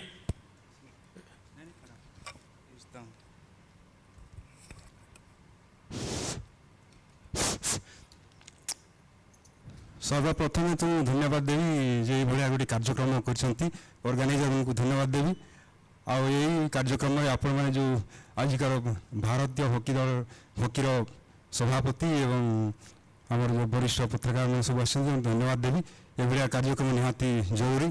बर्तमान प्रसंग उपर आसवि आज आलोचन में जहाँ शुणिली दिल्ली बाबू कहले कि आजिकार रूल रेगुलेशन बहुत बढ़ी जाइए मिश्रा सार भी कहले कि खेल बहुत फास्ट हो तो रूल रेगुलेशन जदि बदली खेल बहुत फास्ट होते आम तृणमूल स्तर जो पिला रूल विषय अवगत कराइबार किसी पदक्षेप नौचे कि कहीं आम बहुत देखी आम भी हॉकी खेलना बेले देखीसु जे आम डोमेस्टिक हॉकी जो पिला खेलिकी आसुँच ऊपर लेवल को जाऊँच जो रूल विषय जो कनसेप्टा रही जाऊँगा इवन इंटरनेशनल लेवल गला पर्यंत भी बेले रही जाऊँगी और बहुत इंटरनेशनल मैच परिलक्षित होती छोटिया छोटिया भूल जो बहुत समय पेनाल्टी कर्नर खाईचु से गोल खाईचु तेणुक ये दिगरे कौन कर ये जो गेम टा जो फास्ट कहते तो ये फास्ट पिला फास्ट होती ना गेम फास्ट होती जदि गेम फास्ट होती से पिला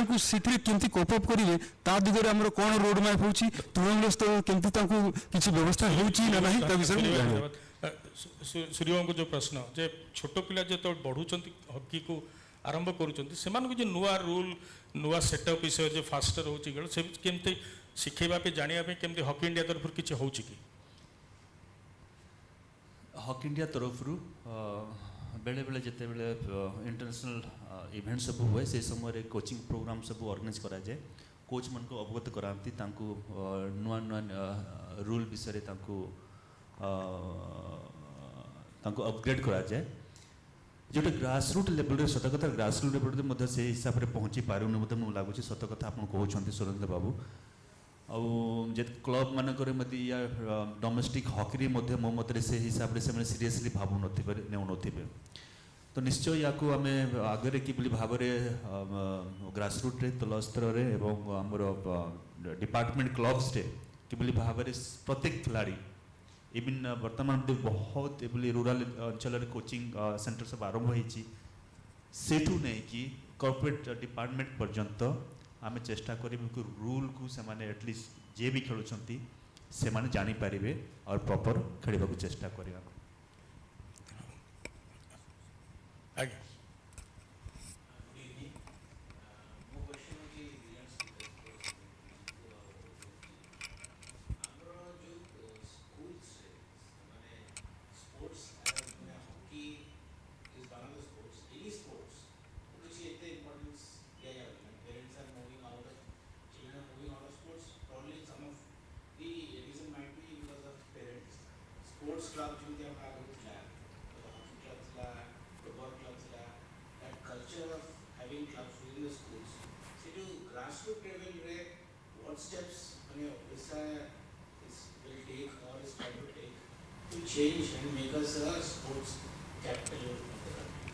आपण हॉकी इंडिया केवल नुह हॉकी हॉकी ओडिशार मध्य ये अच्छी जो स्कूल स्तर में हॉकी टिके जदि मुझे कहबी जे उपकूलवर्ती अंचल सुंदरगढ़ में अच्छी देवगढ़ में अच्छी जदि कहबी से ठीक अच्छे किंतु एपटे स्कूल स्तर में हॉकीर पुणी केमती खेली पारे पिला वर्तमान वर्तमान आप देखुवे 7-10 वर्ष पूर्वे 4-5 वर्ष पूर्वे मुझे कि आमर जो coastal areas coastal belt area रे कोचिंग प्रोग्राम प्रति हॉकीर कोचिंग प्रति एते इंटरेस्ट न ध्यान दौ ना किंतु वर्तमान वर्तमान 2-3 वर्ष भितर जदि देखिए जाजपुर कोचिंग सेंटर हो सारी आमर आमर भुवनेश्वर डिफरेंट स्कूल को लेकिन कोचिंग आरंभ हो छत्रपुर सिंसियरली कोचिंग प्रोग्राम आरंभ हो जो आगुरी थी से टर्फ अच्छी अच्छी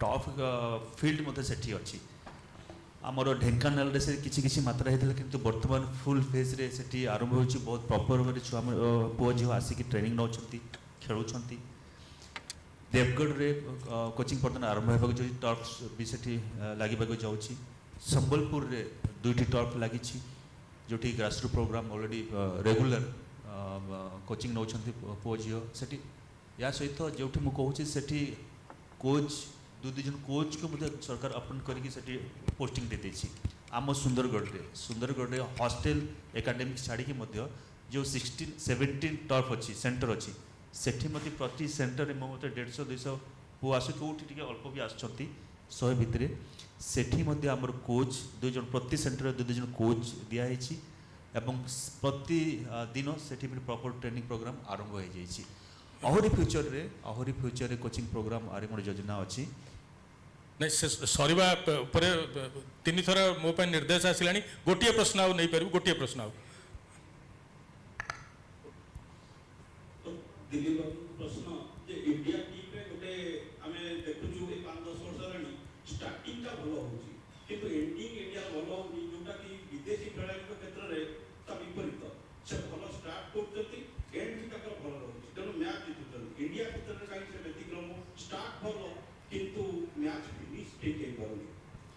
ବର୍ତ୍ତମାନ କିଛି ମାତ୍ରାରେ ଡେଭଲପ୍ ହେଇସାରିଛି, ତା ପାଇଁ ବର୍ତ୍ତମାନ ବହୁତ ବର୍ଷ ପରେ ଆମେ ବ୍ରୋଞ୍ଜ ମେଡାଲ ଜିତିଲୁ। ସେ କିଛି ମାତ୍ରାରେ ଡେଭଲପ୍ ହେଇଛି, ଆମେ ଭାବିପାରୁଛୁ। ଏସିଆନ୍ ଗେମ୍ସରେ ବର୍ତ୍ତମାନ ବହୁତ ଭଲ ପରଫର୍ମାନ୍ସ କରି ଜିତିଛନ୍ତି। ସତ କଥା କିଛି ବର୍ଷ ତଳେ ଏସବୁ ଥିଲା। କାହିଁକି ପ୍ରୋବ୍ଲେମ୍ କ'ଣ ହେଉଥିଲା କି ଡୋମେଷ୍ଟିକ୍ ହକି ଆମର ଡୋମେଷ୍ଟିକ୍ ହକିର ଷ୍ଟାଣ୍ଡାର୍ଡ଼ ସେ ଲେଭେଲରେ ନାହିଁ। ତା ପାଇଁ ପିଲାଙ୍କ ମେଣ୍ଟାଲିଟି ସେଇ ଲେଭେଲରେ ରହିଥାଏ ଏବଂ ମେଣ୍ଟାଲି ଆମେ ସେତେ ଷ୍ଟ୍ରଙ୍ଗ ହେଇନଥାଉ। ସୋ ବର୍ତ୍ତମାନ ତାହାରି ପାଇଁ ବର୍ତ୍ତମାନ ମୋତେ ଲାଗୁଛି ଲାଷ୍ଟ ମୋମେଣ୍ଟରେ ଯେଉଁ ଆମ ଉପରେ ପ୍ରେସର ହେଇଯାଏ, ଏଭଳି ମିଷ୍ଟେକ୍ କରିଯାଉ ୟା ଟିକେ ଆମେ ଗୋଲରେ ପଛେଇ ଯାଉଛୁ, ତାହେଲେ ଆମର ପ୍ରେସରକୁ ଆମେ ସମ୍ଭାଳି ପାରୁ ଟିକେ ମେଣ୍ଟାଲି କେଉଁଠି ନା କେଉଁଠି। କିନ୍ତୁ ତାହାରି ପାଇଁ ବର୍ତ୍ତମାନ ଆମ ହକି ଇଣ୍ଡିଆ ବର୍ତ୍ତମାନ ପୁରୁଷ ଏବଂ ମହିଳା ଦଳ ପାଇଁ ମାନେ ମେଣ୍ଟାଲ ଷ୍ଟ୍ରେନ୍ଥ ପାଇଁ ଜଣେ ଜଣେ ଟ୍ରେନର୍କୁ ଲକ୍ଷେ ଛାଡ଼ିଲେଣି। ବହୁତ ପ୍ରଶ୍ନ ଦିଲ୍ଲୀପ ବାବୁ ଆଉ ସନ୍ଦୀପ ବାବୁଙ୍କ ପାଇଁ, କିନ୍ତୁ ସମୟ ନାହିଁ। ଆପଣମାନଙ୍କୁ ଧନ୍ୟବାଦ ଜଣାଉଛି ଏ ସେସନ୍ ପାଇଁ, ସନ୍ଦୀପ ବାବୁଙ୍କୁ ଏବଂ ଦିଲ୍ଲୀପ ବାବୁଙ୍କୁ। ସନ୍ଦୀପ ବାବୁ ଆୟୋଜକ, ଓଡ଼ିଆରେ କାର୍ଯ୍ୟକ୍ରମ ରଖିଥିବାରୁ ତାଙ୍କୁ ଧନ୍ୟବାଦ ଜଣାଉଛି। ଆସନ୍ତା ବର୍ଷ ପୁଣି ହୁଏତ ଓଡ଼ିଶାରେ ହେବ ବୋଲି ଆରମ୍ଭ ହୋଇଛି ତାଙ୍କର ଆଲୋଚନା। ପୁଣି ହୁଏତ ଓଡ଼ିଶାର ଆଉ ଏକ ସହରରେ ହେଇପାରେ। ସେତେବେଳେ ହୁଏତ ଅନୁରୋଧ କରିବି ସନ୍ଦୀପ ବାବୁଙ୍କୁ ଯେ ଅତି କମ୍ରେ ଓଡ଼ିଆରେ ଘଣ୍ଟାଏ କି 2 ଘଣ୍ଟା 2ଟି ସେସନ୍ ରଖିବା ପାଇଁ ଦିନକ ଭିତରେ। ଧନ୍ୟବାଦ। ବହୁତ ବହୁତ ଧନ୍ୟବାଦ sir. And now ladies and gentlemen, it's time for a quick launch of Sports Imprint. I'll request our panelist and moderator to kindly remain on stage. Would like to request Mr. Sandeep Mishra, Festival Director, to please launch the Red Dribble, a sports imprint. I'll also request Mr. Sandeep to kindly speak about it, a few words maybe.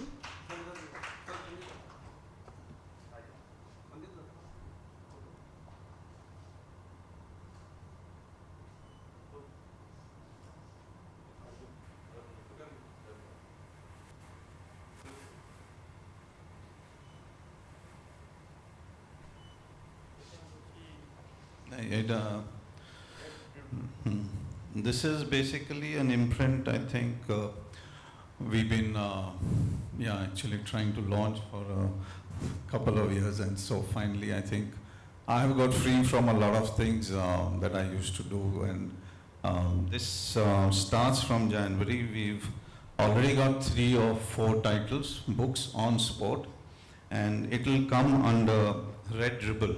So that is the imprint name. So it's just a name I liked, and I hope whatever Red Dribble produces as books in terms of sport, biographies, stories, moments that come in, I think apart from the name, I hope the books are produced well. I love books, and I hope it's a good adventure that comes. Well, I'm already under pressure from Sambit saying ki Odia re chhapi hai ki nahi. So we will. This is called selling on the podium, exactly. So yes, but we'll do it. Thank you so much. I'm sure it will do wonders. And now I shall request our dignitaries on the stage to kindly unveil the sports imprint of the story of Pratipal Singh, the murder of an Olympic champion. Yet again by Mr. Sandeep Mishra. Hindi film हो सारी 2018 बेले जो विश्वकप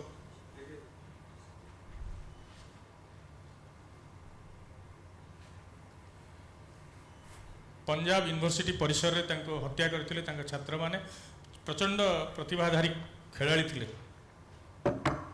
Pratipal was 1960, 64, 68 silver, gold and bronze medal winner, 3 Olympic medals. probably one of the greatest fullbacks the sport has known, and also highest scorer at all the 3 Olympic Games that he was in.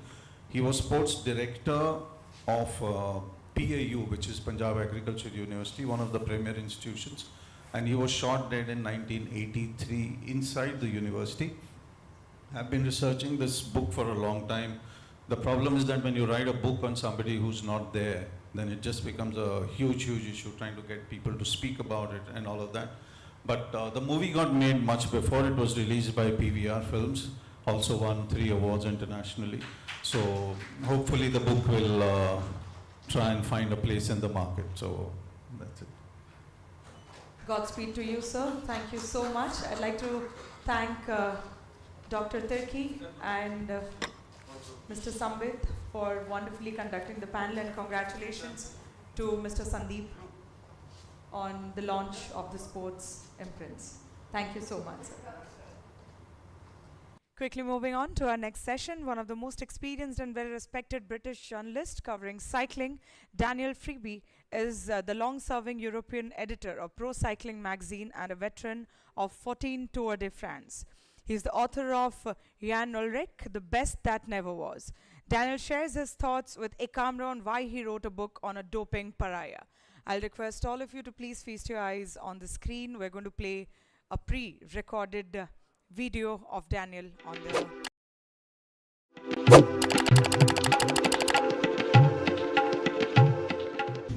So first of all, hello everyone, and well, I'm honoured to be here and to be answering these questions. I'm honoured that so many people are interested, have shown interest in the book since its release a year and a half ago.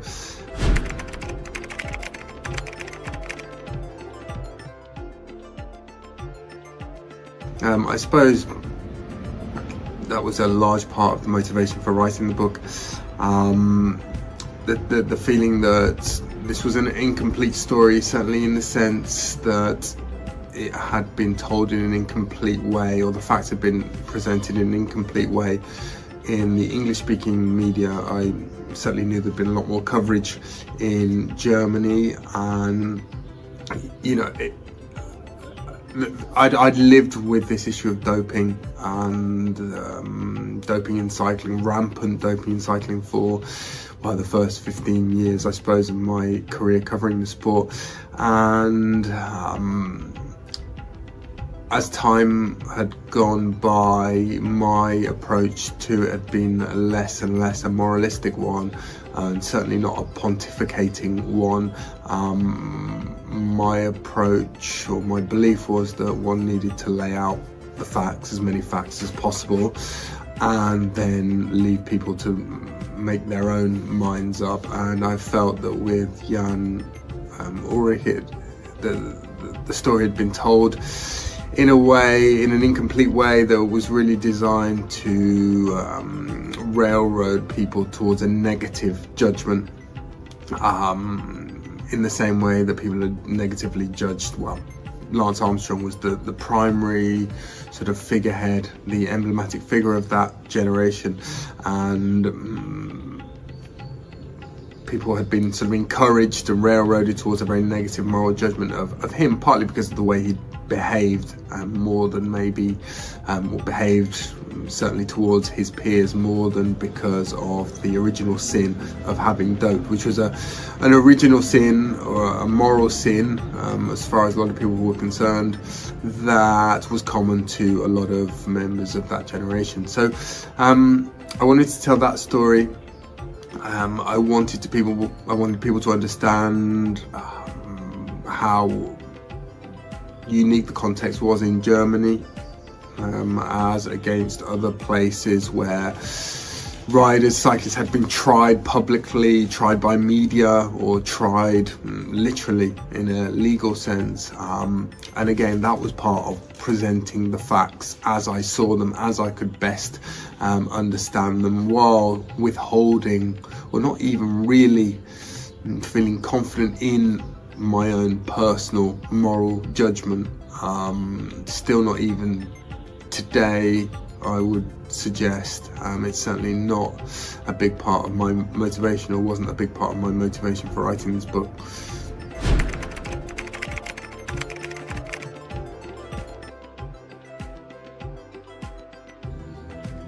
was, I think Jan Ullrich was certainly faced with sort of Hobson's choice of kind of dope or be damned, and in the publicity he's done in anticipation of a documentary that's just come out on Amazon Prime called Der Gejagte, The Hunted, which has given Jan Ullrich the opportunity to finally sort of come clean and give a comprehensive confession. He's talked about this. He's talked about how in his eyes doping was mainly a way of evening things up, being able to compete on a level playing field, and feeling straight away when he turned professional in 1995 that he couldn't compete on a level playing field without doping. In his case, and I suppose in the case of a lot of professional cyclists, you have to think about the question of identity and ego, and with Ullrich, he was someone who'd grown up in East Germany, and his whole identity as a 17, 18-year-old, that's the point at which the Berlin Wall came down for him. His identity had been built around being the best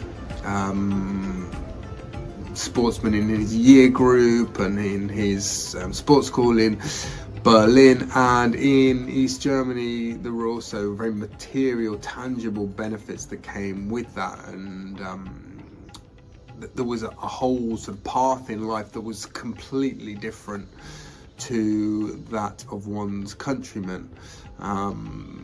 Sports stars in East Germany were referred to and have been referred to by sports historians as diplomats in tracksuits. They played, well, there was prestige and there were material gains, but there was also the sense of being a figurehead for one's country, literally almost like a diplomat. So Jan Ullrich was someone who grew up in a broken home.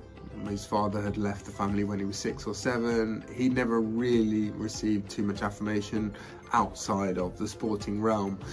So he then turned professional, having won the World Amateur Championships in 1993, and he came into this world where all of a sudden, having sort of been confident at every other previous stage that his talent would continue to procure him that affirmation, that love, if you want, solidify his identity, self-identity, he came to realize, was presented with the reality that the only way for that to continue was through doping. There was absolutely no way to be the best without doping.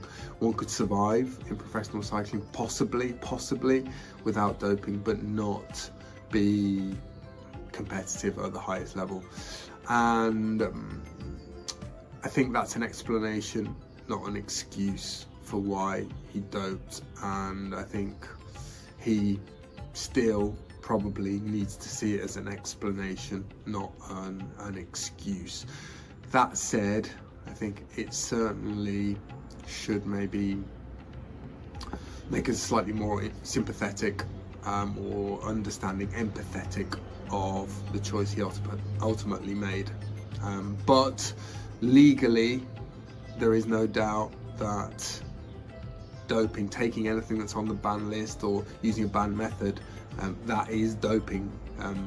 It's not about getting caught or not getting caught, it's about the act of cheating, which is what he did.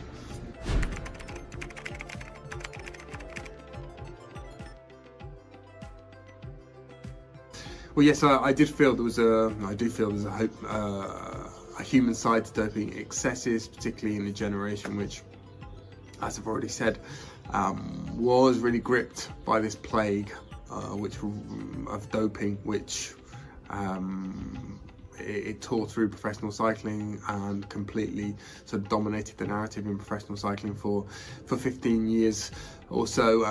Negative or positive, I feel that, again, we're sort of getting into the realm of moral judgments on people. I sought as much as possible to avoid that, simply because I don't really feel it myself. I don't feel strongly that there necessarily needs to be a moral judgment. Maybe that's the journalist in me, and simply the sort of overriding desire to lay out the facts, lay out as many facts as possible. And in this particular book, that was always going to be difficult, because as soon as I embarked on this project in 2015, I knew that there were a lot of people who had not wanted to delve much deeper into this issue. A lot of the riders involved, a lot of the coaches involved, the doctors involved had sort of exiled themselves in this kind of pact of silence, for fear in some cases of incriminating themselves, for fear of incriminating other people, for fear with regard to Jan Ulrich of his fragility, his mental fragility. So that I knew that it would be difficult to get an absolutely comprehensive series of eyewitnesses accounts from everyone. However, I sought to speak to as many people as possible. I've certainly asked, I requested interviews from pretty much everyone that I thought was relevant. Didn't get all of them, but in most cases, I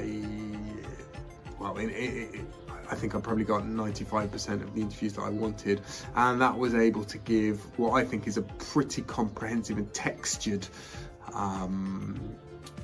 view of how things were, and maybe why people took the choices that they took.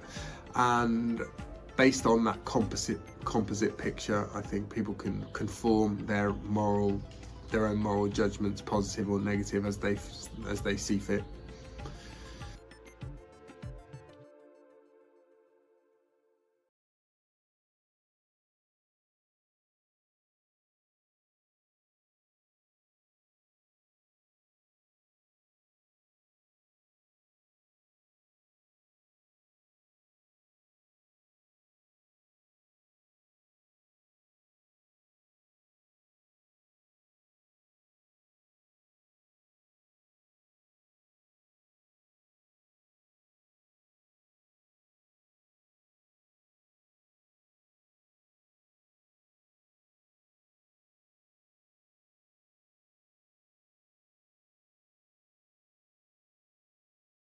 Decade.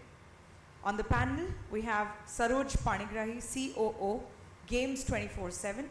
In his 15 years of experience, 13 years have been spent on building, scaling skill gaming in India. He has been part of a successful startup like Rummy Circle, My 11 Circle from inception.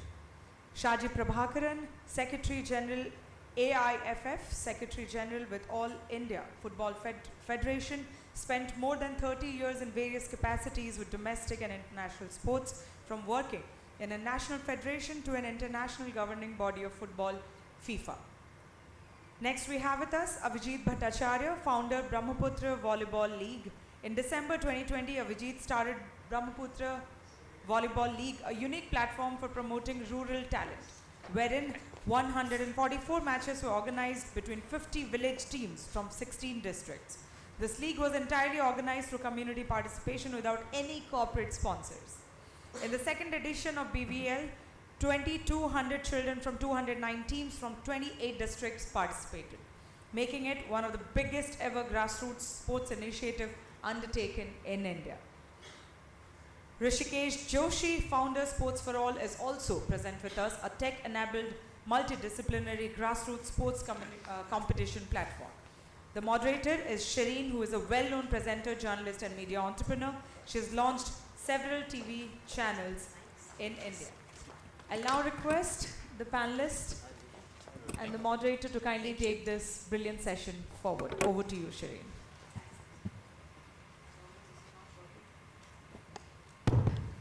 Am I audible? Yeah, okay. Thank you, everyone. Thank you for joining us today. I'm going to begin with Saroj. Saroj, for a company like yours, for a gaming company, is a lot of proliferation of leagues a very good sign?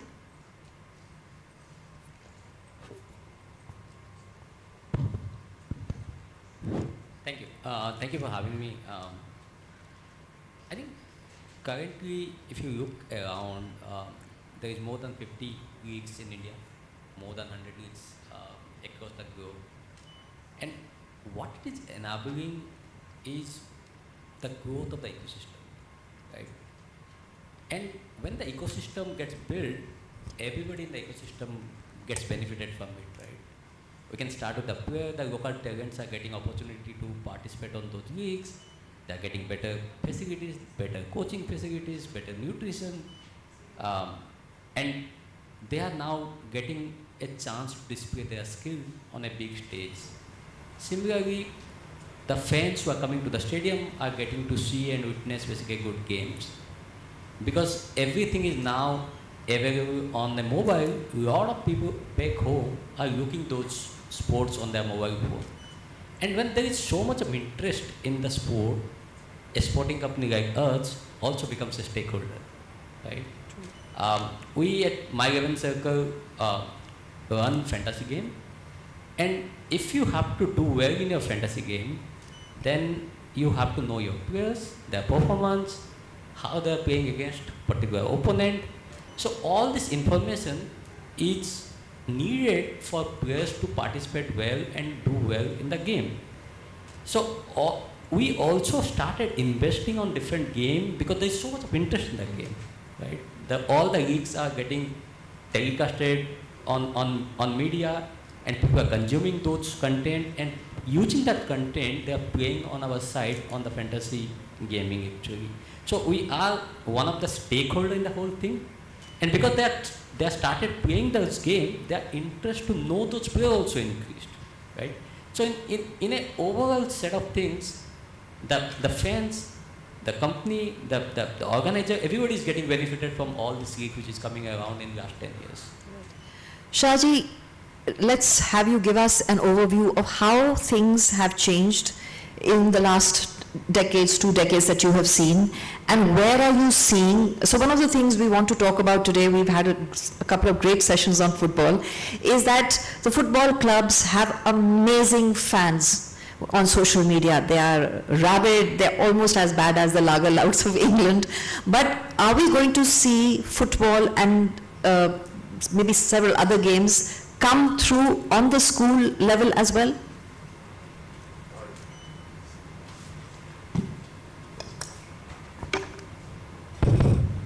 Yes, happy to be here. Thank you. Lovely question. Very important one. Absolutely.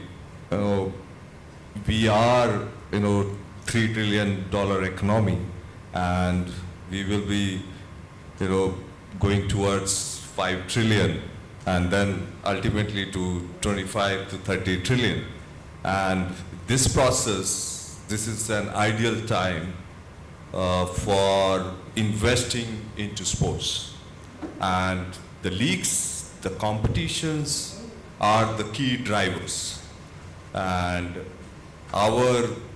those who are, taking birth today are the luckiest, are getting to have the access to resources and the knowledge where, when we were born, we were not.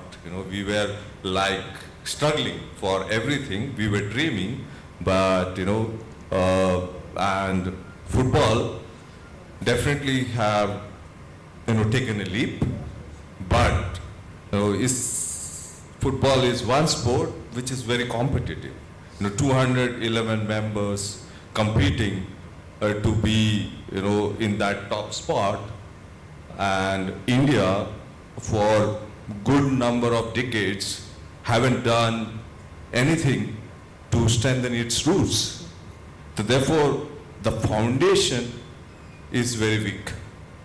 We are still, like the globally people talk about, this many people, this many billions, the economy is growing, but then why we are not able to produce that one talent, like maybe super stars like Tendulkar, to begin with Kapil Dev, Tendulkar, Dhoni, Virat. Yeah. Now cricket is looking for who after Virat. So we have stars in football, no doubt, but they haven't ticked that mega star status. And we as Indian, we love, those mega stars and idolize like anything. And that's how, our kids, they follow mega stars globally of Messi's, Ronaldo's and all. But you now have a lot of Indian football stars as well. You have quite a following. I'm coming to that, yeah. And definitely, see, that's what I said. We have stars. Sunil Chetri is top among that. And what he does every day is a great example what every kid should do. And if Sunil had that kind of resources, Sunil had that kind of environment when he was 4, 5, 7, 10, then he could have played, we could have seen him playing in Liverpool or Arsenal or Manchester or Real Madrid. Yeah, that I'm telling, he could, because he has got so many things which superstars have got. Yeah, but then those years when 13, 14, 15, he didn't get what the best of the counterparts got. So therefore, coming back to your question, definitely, we will have more competitions, more leagues, and that is where, we need to move. And that's where the investment need to happen. And that can only happen where we have a collaborative approach. Because it cannot happen that, okay, one corporate will come and invest and, will change. No. We need to work together. Now what is happening is, we are working a lot in isolation. Yeah? And we are not coming together. And that, if we come together, our resource pool will be much bigger, and we can really do things which would avoid the resources going to the drain. Yeah, we must have built 100-story buildings in football many times, but we have not seen how it got demolished. Yeah, and sometimes we try to build the roof before we build the right pillars. Yeah, because it's not only the foundation, but the right pillars with the right strength. Yeah, and that is where we need to work, and that is where we need to focus, because our children who are dreaming to be Messi's and Sunil doesn't have that kind of opportunities. Yeah, and like the session which Gaurav had, like the major weakness is our kids, those who are 9, 10, 11, 12, 13, 14, 15, they don't have games. If the actors, if Shah Rukh or Salman, if they didn't have the stage, they could not have reached to their superstardom, because they have moved, from they got the stage to perform, yeah, at the grassroots level, and that's how they dreamt to become, actors, superstars. And Shahji, I'll come back. Kids also needs. Yeah, I'll come back to your vision document, because that's a very, very important part of a discussion on the forward way. But one of the things you mentioned 3-4 times is grassroots. And I'd like to bring in Abhijit here, who actually has a league on a game which is in popularity probably 5% or maybe even less in this country. Brahmaputra Volleyball League. Abhijit, a fabulous effort, and an effort without any corporate sponsors. Shahji mentioned the fact that the whole universe needs to work together. What made you do this, and what according to you is the future? Grassroots leagues, smaller leagues, clubs, or what? Thank you. Like initially I had apprehension attending this session because it was about $1 million leagues and my league is at the bottom of the grassroots. We don't have $1 million, but we have $1 million stories definitely coming out from these villages. And it all started, after my retirement, I was with the kids and trying to help them out. But then again in 2019, all former players came together, former volleyball players of Assam came together, and they told that let us do something for the kids, those who really want to play. They want to play, but they don't have a ball. They don't have a coach. So that's how our journey began in 2019. So I told them, let's start very small. We cannot have bigger dreams. If we achieve the first dream, then we go ahead to the second dream. So our first dream was, let's collect 100 balls from our well-wishers, and we named the mission Assam Volleyball Mission 100. So that's how the name came in. Within a month, I asked all my friends, and somebody donating 10 balls, 5 balls. Then we started distributing these balls. That's when we got to know that there are a lot of villages who wants to play, but they don't have the basic requirement. And imagine like 30, 40, 50 children playing volleyball, one ball. So they get to touch the ball only 5, 10 times a day. So that's how it started, but within a month we could collect 100 balls. Then we thought that let's expand our reach. How do we support 100 new centers?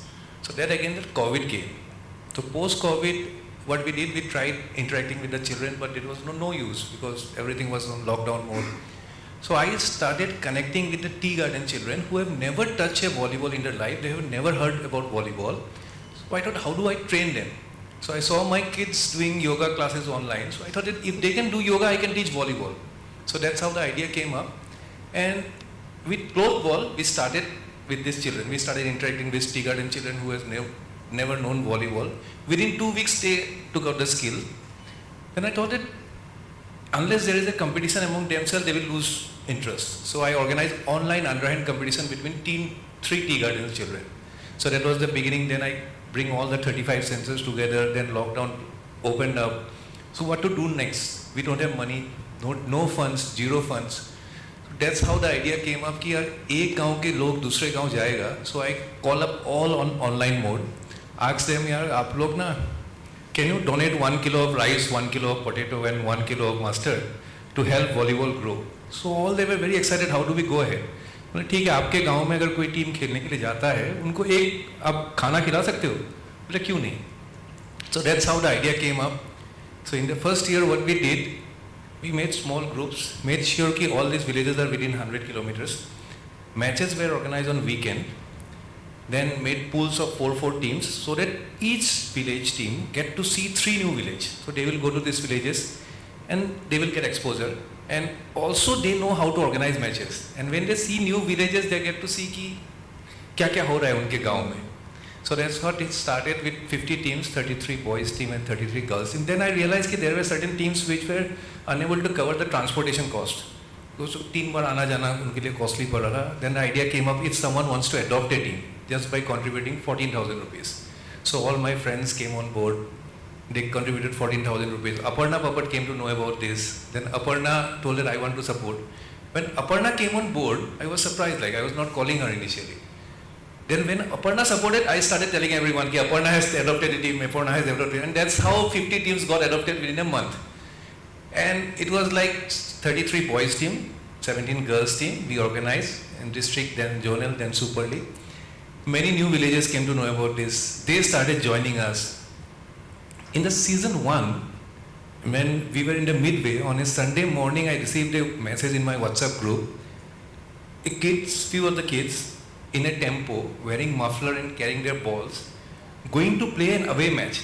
And that team was that tea garden team, Monumoi tea garden team. Wow. And that's when it struck me that we have to continue this league for next whatever possible way. And support came then. Now today we are in the season 4. There are 390 teams, 4,600 odd players are playing. A round of applause here. 10,000 children are practicing every day in our ground, and there are a lot of challenges, but we are overcoming. Everywhere I go, there is a new story to narrate. But that's how now the girls into boys ratio in the season 1 was 2:1. Now in season 4, the ratio has almost closed down to 1:1. That's the beauty of it. Wonderful. And we hope that with support from everyone, now we are getting support. We have got a ball sponsor on board. They are giving us Vector Access, giving us ball. There is a Philips company who is giving us light. We are installing light because we were talking about how much we practice. If we don't develop the muscle memory, we don't get to touch the ball more. There are a lot of things happening, but this is how we are moving ahead. Fabulous. Rishi, you are one person who has from the beginning talked about grassroots. You have not moved from that vision. You just expanded and expanded on that vision. And as I understand, from the 4 cities to 10 cities, you are looking at 50 cities now for grassroots league, multidiscipline. Can you tell us about it, please, and the platform? Hello. Hello. Thank you firstly so much for having me here on such a wonderful panel, and the whole fact of calling it a sports literature festival was very attractive when I first saw your message here, because sports is about stories, and that's pretty much a dimension that is needed. Yes, school sport. I wouldn't categorize it as just grassroots sport, but school sports is something that we are very focused on, to be able to try and build one unifying school sporting platform across the nation. Is pretty much what we do as Sports for All, but I'll take 2 steps back. I worked in the IPL from 2008 to 2015, so from the inception years of the IPL, and then I also worked for a franchise which was Mumbai Indians, and coincidentally, that same institution was building the ISL. So I was a part of the founding team of building the ISL league as well. And so my first 8-9 years in formally working in sport were in the IPL and then in the ISL. But I remember that, when I was a child, I was a national level swimmer, and I kept telling my parents that I want to do something in sports. And we had no background about sports as a family. I'm a Gujarati Brahmin, and had no background about sports the family had. But still, I pursued swimming, and I kept telling my dad I want to do something in sports. So he went around, made me meet a few people that he knew. One of them was Mr. Raj Singh Dungarpur, the then president of CCI, BCCI, and I remember telling him, as a 17-18-year-old, कि uncle, मुझे sports में कुछ करना है. And he told me that, sports में कुछ नहीं है, cricket में अगर कुछ करना चाहो तो कर लो, कुछ job मिल जाएगी, नहीं तो sports में कुछ भी नहीं है. And I think that's pretty much what stuck with me until the age of 30, because then I worked for 10 years in leagues and cricket. I said that, if I have to do something and not be a part of my family business, then cricket is the thing. But 10 years later is when, I decided to move away from cricket or any of these million-dollar, billion-dollar leagues, and, went ahead to say that, why can't we transform the state of school sport? Because that's pretty much where any journey kind of begins. And because sports stuck with me, I said that, it's sports, so it has to be multi-sport, and I won't look at 1 or 2 or 3 disciplines of sport. And that's pretty much how the journey started. And I think we started off with one city, which was Mumbai, which had no infrastructure at all, and none of the schools had any time to send any kids for sport. So I think I went from school to school. For the first 2 years, I must have visited close to 600 schools myself, and spoke to principals, parents, coaches, teachers. What was the reaction in those years? Let's say conversions I have were... messages, I have legal notices. I was called that, we are a scam. School sport ऐसे हो ही नहीं सकता. And then, some other school sports associations sent the schools a legal notice that were participating with me, saying that, you can't play anywhere else because you're how that is what I realized, that the opportunity that was being denied to the kids was by the stakeholders of sport themselves. Why did you not get deterred? What was it that you saw as an opportunity for the league that made you persist? See, there's another story there, because there's a school sports association called as MSSA, Mumbai School Sports Association, that's the association which actually owns the Agile Shield, Harris Shield, from where the Sachin Tendulkar, Vinod Kambli partnership that we all hear about. And since I was working at Mumbai Indians, they decided to sponsor MSSA to build the fan base of Mumbai Indians, right? So, and I said that, wow, this is something that really interests me, because I have also come through those systems, and I said I will lead that side of things for my franchise and work with MSSA very closely. And SFA was actually never born. This was a model that I said we'll remodel MSSA, because the School Sports Association did not even exist anywhere else in the country. And so I told them that, now that you are getting money, the company is paying you money for the next 5 years, And I'll tell you a very important incident out here. Because when they first came to MI for money, they came for, X amount of money. And the bosses at RIL said that why X, take 10X. Which is not something that you hear very often. And that's what, opened my eyes also, saying that, and MSSA was founded by Sir Dorabji Tata in 1930, so almost 100 odd years. And then I started working with that committee very closely, every day spent 5-6 hours in their small offices.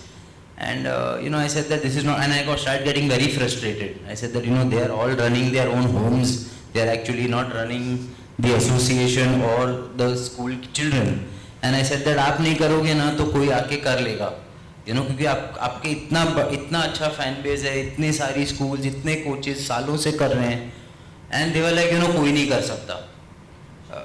And that's something that I took back.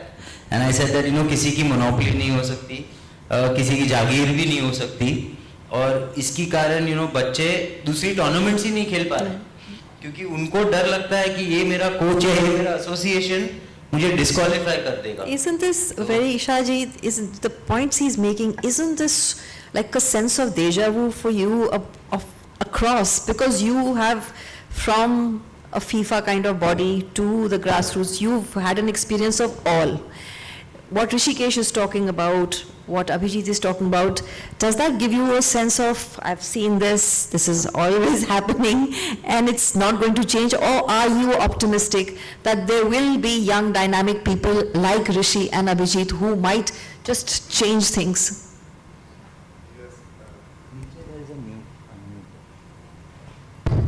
No, what Rishi is an inspiration, and that's what we need, because whatever the story he shared, nothing's, because I have experienced the association what he is talking, and majority of unfortunately that's the that's the reality. Reality, yeah. And people, normally they don't want to go and fight it out. Yeah? And they think, fighting means, you will be in problem and sport will not change. And therefore, it is taking more time. And I'm sure the examples like Rishi and others, our youth should get inspired, and you have to be in the inside to change. And whatever we can say from out, nothing will happen. You can talk, you can speak, you can put all the social media, nothing going to change. Therefore, if you want to be change, you have to be in the system. In the system. In the system. And my experience is that. Yeah? And it's not easy. It's absolutely not easy. It's a struggle. It's, you have to really prepare for the worst. Yeah? But, every day you have to only think about the long-term impact, what you're going to achieve by being there, yeah, and I think and a passion for the sport, I suppose. Absolutely. See, the passion definitely you need, but then you need to be strategic. You need to be like real, what you say, the resilience of resoundingly resilient. You will be hit by all corners, all sides, but you need to stay. Firm. And if you expect that, like others going to support you, others going to back you, absolutely not, because like my experience says that 99 wants you to fail. Yeah, exactly. And that's what I go through every day. And that's the most unfortunate part. But like, I don't know why this mentality is, but then I think the generation which Rishi, everyone will be the kind of the change agents. Change makers. Change agents. And we need, and more women to come. Because the problem is the women's doesn't get entry, doesn't get encouraged. And that's where, the more problems are. Because your game is 50-50. Yeah? And our women are doing fantastically well. What the cricketers have done, going to England and, getting a record win, that demonstrates our women are there, in every sport, in everything. But then, we really need to open it. We need to welcome them. We need to really encourage them. We need to really support them and, empower them. Sure. Empower means everyone. It's not only women, from a 5-year-old to whoever. And that is what we need to do. Sure. And we should not be, get, say, demoralized by the failures, the setbacks. We need to keep fighting. Saroj, one very interesting thing, everyone on the panel here has either played or is very passionate about it or has worked, including you. You mentioned about how, where the fantasy sports is concerned, engaging the fan becomes very important. We're talking here about leagues which are about talent development, which are perhaps even about giving a purpose to certain people, changing lives, etc. Where the fan engagement is concerned, they don't know these stories, right? They don't know the struggles, right? They just go for the passion of the game. Where there do you think organizations like yours, fantasy sports, where do they help the passionate sports fan? That's a very good question. So, in my view, right, we are in a catch-22 kind of situation, right, for other sports apart from cricket. I think there is always talk about fans are not there, and that's why basically a lot of people are not taking those sports. And on the other side, the fans kind of say, there's no icons, there's no performance, so we are not the fans actually, right? So somebody has to start the cycle, right? And when somebody is starting that cycle, the fantasy company can play a huge role over there in terms of building that culture, right?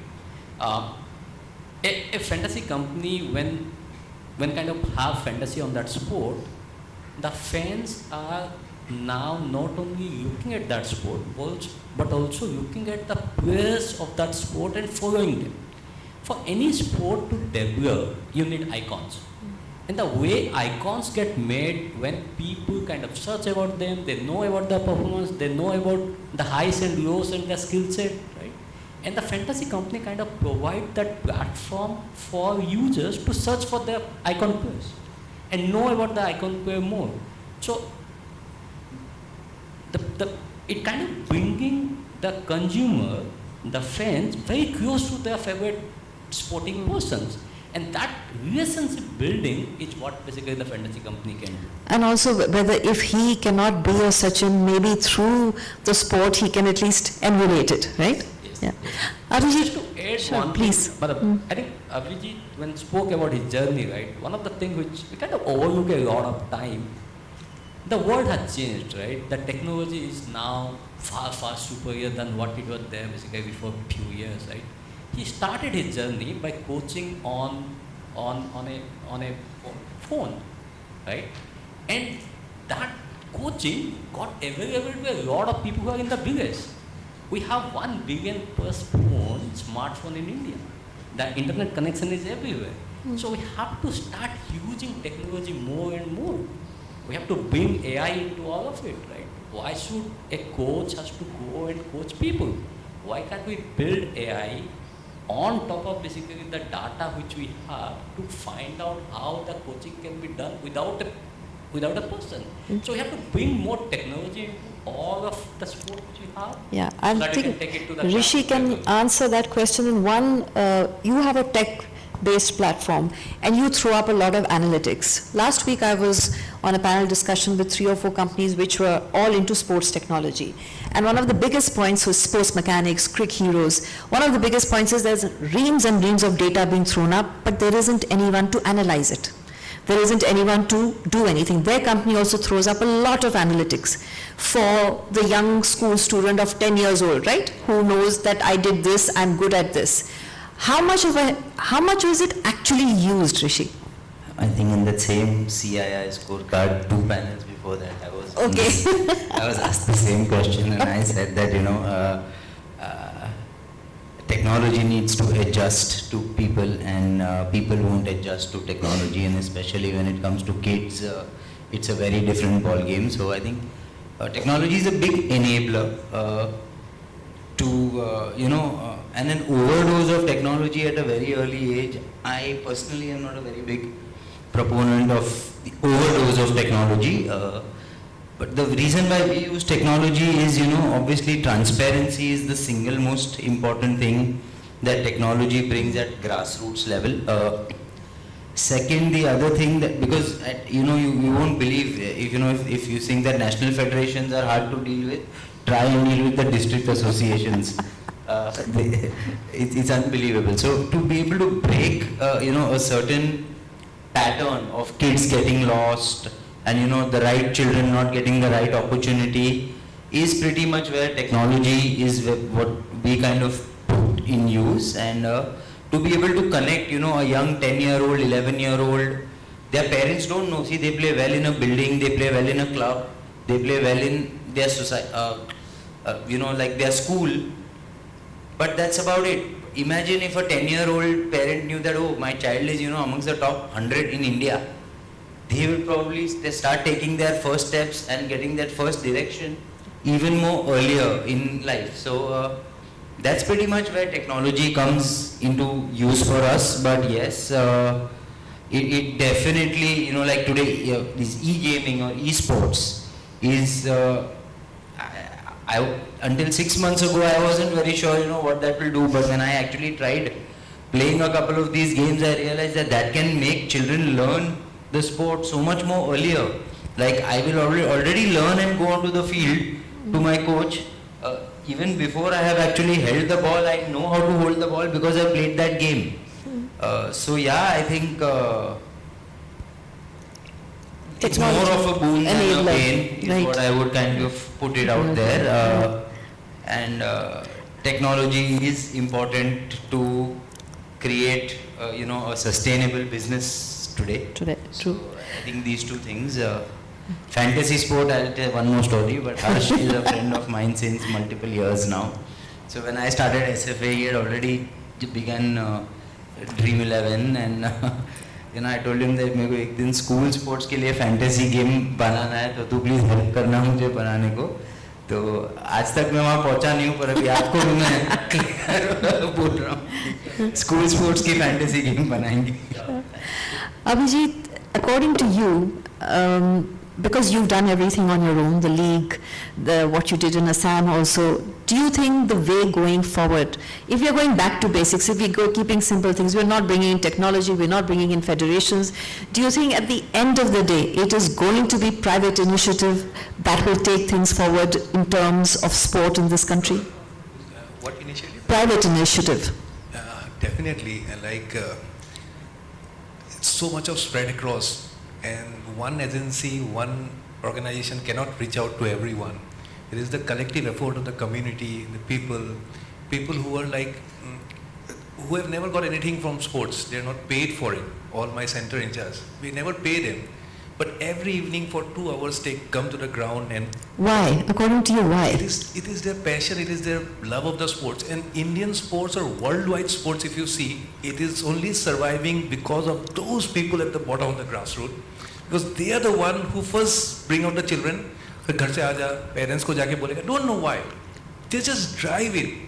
And then when they reach a certain level, only then the federation, the association, all the corporates pick them up. But these people are nowhere to be seen.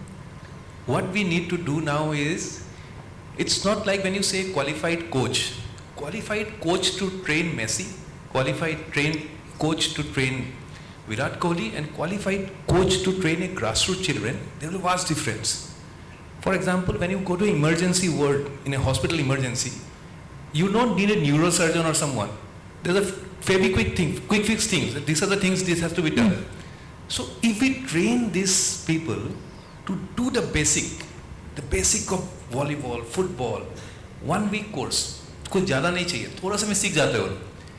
And when they get trained and then train, then you will find refined products. And then finally you don't have to work much on those.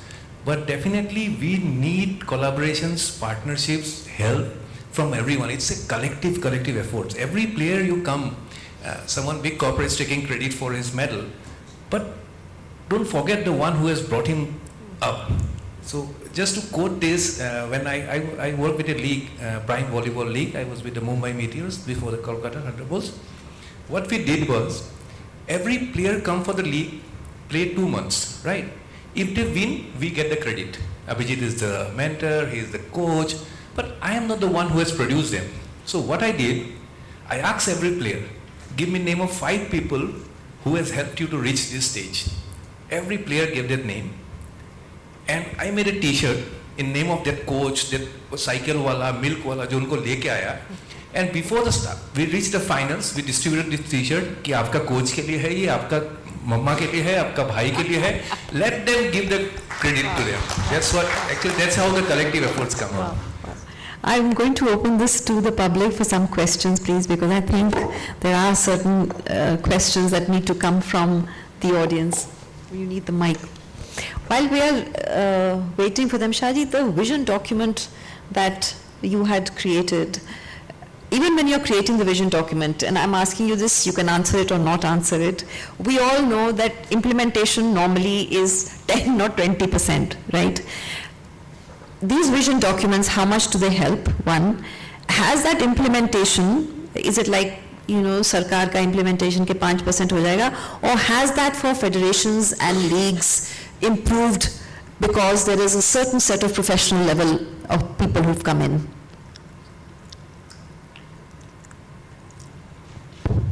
No, again, wonderful question and very pertinent one. For me personally, see, because the new team when came in, this was very purpose-oriented, because that's why I was part of the team, because not for position, but to really make change and transform. Because without the right strategy, right direction, right roadmap, we can't really go and reach somewhere. Yeah?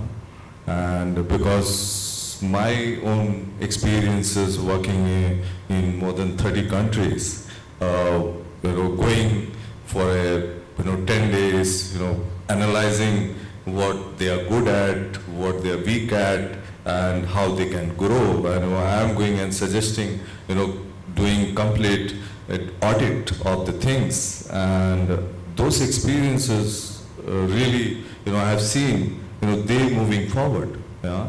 And not all of them. Like, say, out of maybe 10% really moved forward. And I wanted to bring that part to India. And it was for the first time in 2015, the Federation announced its first strategic plan. And then I was part of it as, the external part, as part of FIFA. And I've seen, what was achieved, what was not achieved. And then 2019, they came up with the second plan. And then 2022, when we are working on it, we had 100 days. We said, okay, within 100 days, we will announce the roadmap. And it was a tough one because, like whether you do it for 4 years, 6 years, 8 years, then it was very deliberate that we came up with Vision 2047, because you can't change anything where tangibly it can be seen that, okay, there's a huge change in 4 years. And you very well know that nobody will be there in that seat or in that position when India is going to achieve bigger success on the pitch. So therefore, analyzing every part of it. There are 11 elements to it, from grassroots to the national team, to the digital transformation. Every aspect was covered, and we had a short-term target 2026 and 2047. And then every quarterly we were evaluating where we are. But I can tell you the capacity, see, we are known in the world as the best human capital. Our human resources are huge in demand. But you're the one who also said that we still haven't been able to produce. I'm coming to that. Yeah. So in football, I have analyzed the capacity, we were very low in capacity, because we can't see, it's not about one man or two man. You need a team. If Messi alone cannot, will be conceding one goal in a 30 second, and you cannot. So you need big number of people who really have the same thought process, same vision, same energy, same competencies. And football is not able to attract the best of competencies, because we don't, first the culture, the second, you really need to take care of them, because they are aspirational. Is there money in football in India or not? No, economic wise we are very big. It doesn't justify our economic situation of the country. We are very backward. See, like to get sponsors, it's a struggle. Until unless you know the MD or a chairman personally, you can't really crack. Because when I was the president of Football Delhi, we had a zero money, and I was thinking, how I will do it, And when I left 4.5 years back, I left 1 crore in the bank, And I tell you, it is like, it was like my personal mission. It was not, they were not giving me the money for the sport, because of my credibility, my background, and they'd see, okay, something is happening. So that's how they used to. So that was a struggle, because then the moment, you are not there, it's gone, it's going, So therefore, the problem is the whole sports economy in the country is very skewed towards something, relationship oriented, star oriented, not on creating value. Very well said. Very valuable point. Very valuable and that's point. why the grassroots is the casualty. Because you need to invest, like what Abhijit is doing, what Rishi is doing. The money need to go at the bottom. But what we are putting is money only to the fruits. To those apples, those oranges, those who are in best of conditions.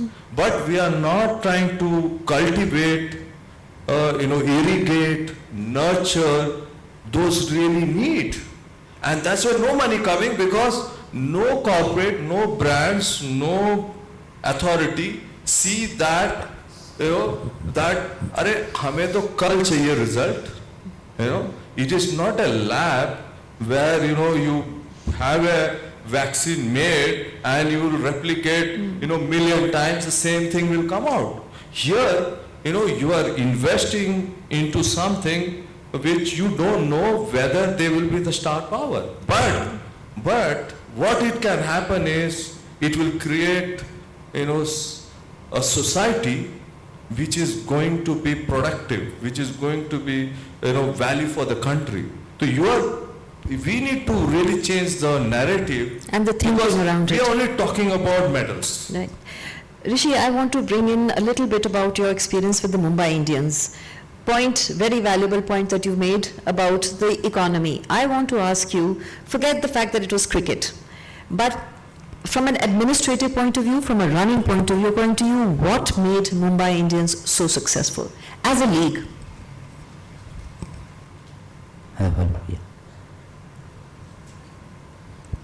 As a franchise, you mean? In fact, this is the first ever time after me moving on from Mumbai Indians, I'm even talking about Mumbai Indians. I've never, in the last 9 years, I don't think many people know that I was a part of Mumbai Indians for 9 years. See, what I realized was that, a lot of effort, initially first 1, 2, 3 years, everybody was figuring it out. Nobody knew, how to run a team, how to even build a team in an auction. If I remember 2008 auction, in 3 players only the money was over. And that's how even, yeah, and then there was another league, ICL, those players were then remaining. That's how, we had to get players from the ICL and all of that. So I think it went through multiple iterations. But what made that team was, I think, a huge amount of, and it only had legends, right? I mean, you named the cricket legend and he was a part of the team. And I think everybody just worked on one thing, which was culture.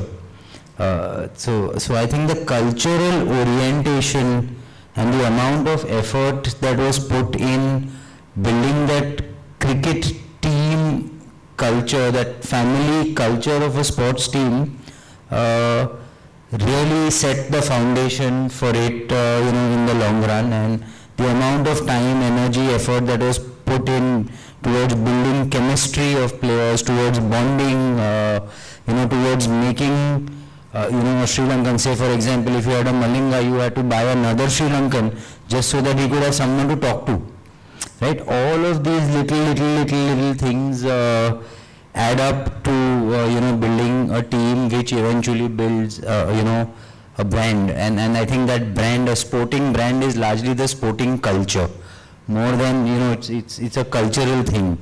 So that's really what made that team what it is today. And I think a lot of people are also building their own cultures, but at least there is a culture that is intrinsic, to the brand of play or to the style of play, which kind of makes things very different. And league cricket was never there. IPL was the first time where T20 and league cricket kind of came about. So while football, it was always about league football. So this kind of a lot at the grassroots level also happened. I think today they run a very fine cricket league at the school level, which is called MI Junior. Coincidentally, we only run it for them. We only conceptualized it. But that's the amount of effort and energy that they kind of put all through the year to do it. Not that other teams don't do. I think a lot of IPL teams do now, because there's an economy that allows them to do it as well. But coming to this point, of saying that nurturing, I struggle to get sponsors, right? I mean, I actually moved on from, to build this because someone like RIL only had said, I'll give you 10x to MSSA. So I'm like, okay, there's money also available. But till now, I don't have a titled sponsor. But what I'm trying to say is that till you don't build a bridge, how do you take toll, right? I mean, till you don't build the road, till the road is not complete, you can't tell everyone, chalo आधा ton लेके आओ, मुझे 50 रुपया दो. So you have to invest capital to build that bridge. Once that bridge is built, then for a lifetime, you are going to earn money out of it. But the thing with sport, exactly, right, top, so everyone wants to have that ready-to-eat fruit. So, till you don't grow the tree, you will have fruit for a lifetime. So I think that is a cultural thing again, and it will come about at some stage. While I agree with both the panelists, I think I'm also hopeful, because apart from cricket, the only other sport which I see it turn around in the last 10 years is kabaddi. Right? It happened 2 weeks. I think if we look at kabaddi before 10 years to kabaddi which is getting played today, and the popularity which it has gone to today, it's gone through the roof. Right? For the first time, we kind of signed Indian kabaddi captain Pawan Sehrawat as our basically brand ambassador. So we are building icons from a game which was not there as the favorite game or that popular game in India for 10 years. Right? So I think leagues are kind of now going beyond cricket. And because it's going beyond cricket, the icons are getting made, people are following it, money also which is coming in, which is going to the grassroots, right? So it's going to take time, but I'm very hopeful that now it has happened in Kabaddi, there is Badminton League, there is Hockey League, there is Football League. Surely but surely things will change. So I'm very hopeful that things will change in India. All right, we stay with your hope, and we will stay with, I think we are out of time now, so thank you very much. I'd really like to thank all the panelists for being here today, and hopefully when we meet next time, there'll be at least 40 more leagues. Thank you. Thank you.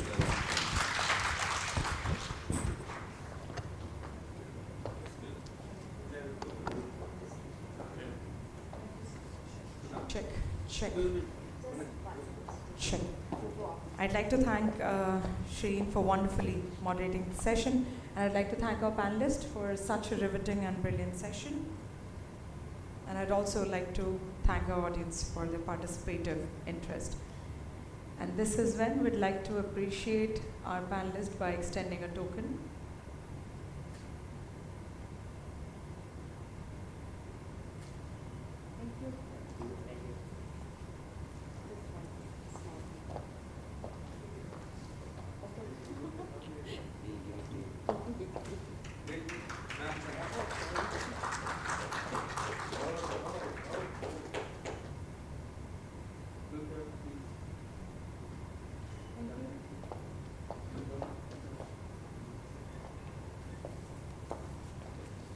I'll request our audience to kindly be generous with the applause. We genuinely thank each one of our panelists for their valued time they've spent with us and shared their experiences.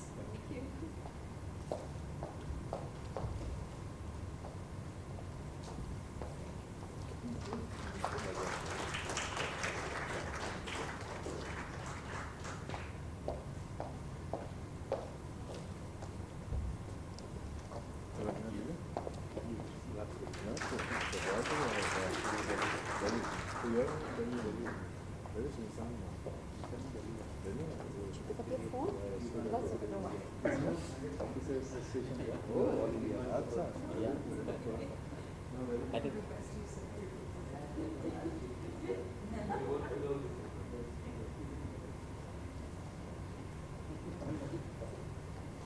A small token of appreciation, but trust me when I say our hearts are full of gratitude as we extend a small token of love to our fantastic moderator of quite a few sessions by now, Shireen. Thank you so much. Once again, I'd like to thank our panelists and our moderator. We shall now move on to the season finale. We all know this is the 5th season, and here we are at the season finale. We shall be back with the Ekamra Sportsbook Awards in a few moments.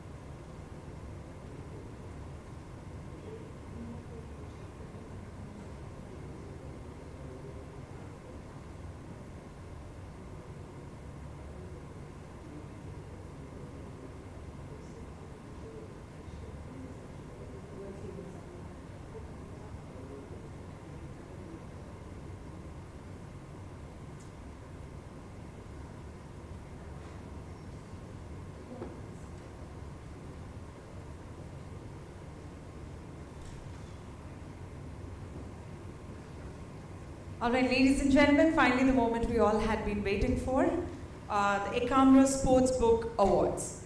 Becoming an author is a huge achievement in itself, and that is not alien to any of us here. The objective of the Ekamra Hello, Sportsbook I'm Awards Amrit is to Mathur. reward I'm both homegrown delighted talent and grateful and to become be a receiving platform the of Ekamra recognition Award for for exceptional 2023 sports for writing. Pitchside. The awards celebrate the work of authors who I've have been with shared cricket for a experience very and long expertise time, in more published than book 3 form. decades, starting Assessing 1992, factors include and I've witnessed thought-provoking many content, historic quality matches, of writing, various World structure, Cups. and originality. And now I'm going to invite somebody extremely special and esteemed because she has been a jury member who has kind of gone through all the books in the best possible way, and she has helped us find the winners for the categories. And I would take the pleasure and honor of inviting Dr. Triveni Goswami on the stage with a huge round of applause. I'd request her to please join us on the stage and explain the process of the selection and the entire journey of her, where she went through all the books, educated herself, kind of found her own angle of appreciation, and here we are presenting the awards in a few moments from now. I'd request Dr. Triveni Goswami to kindly join us on the stage.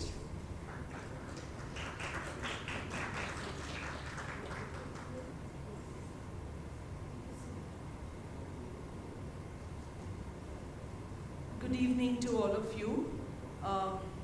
It's been an exciting journey, and I would imagine all of you have, over this entire day, attended several sessions that spoke about different kinds of perspectives on actual playing of a sport, the challenges, the promise it offers, and you have heard it from the heroes themselves, whether they are coaches, whether they are players, whether they are managers, right? And I do see a lot of students here, so I would, being an academician myself, focus on a couple of things that we went through while evaluating this huge body of sports literature.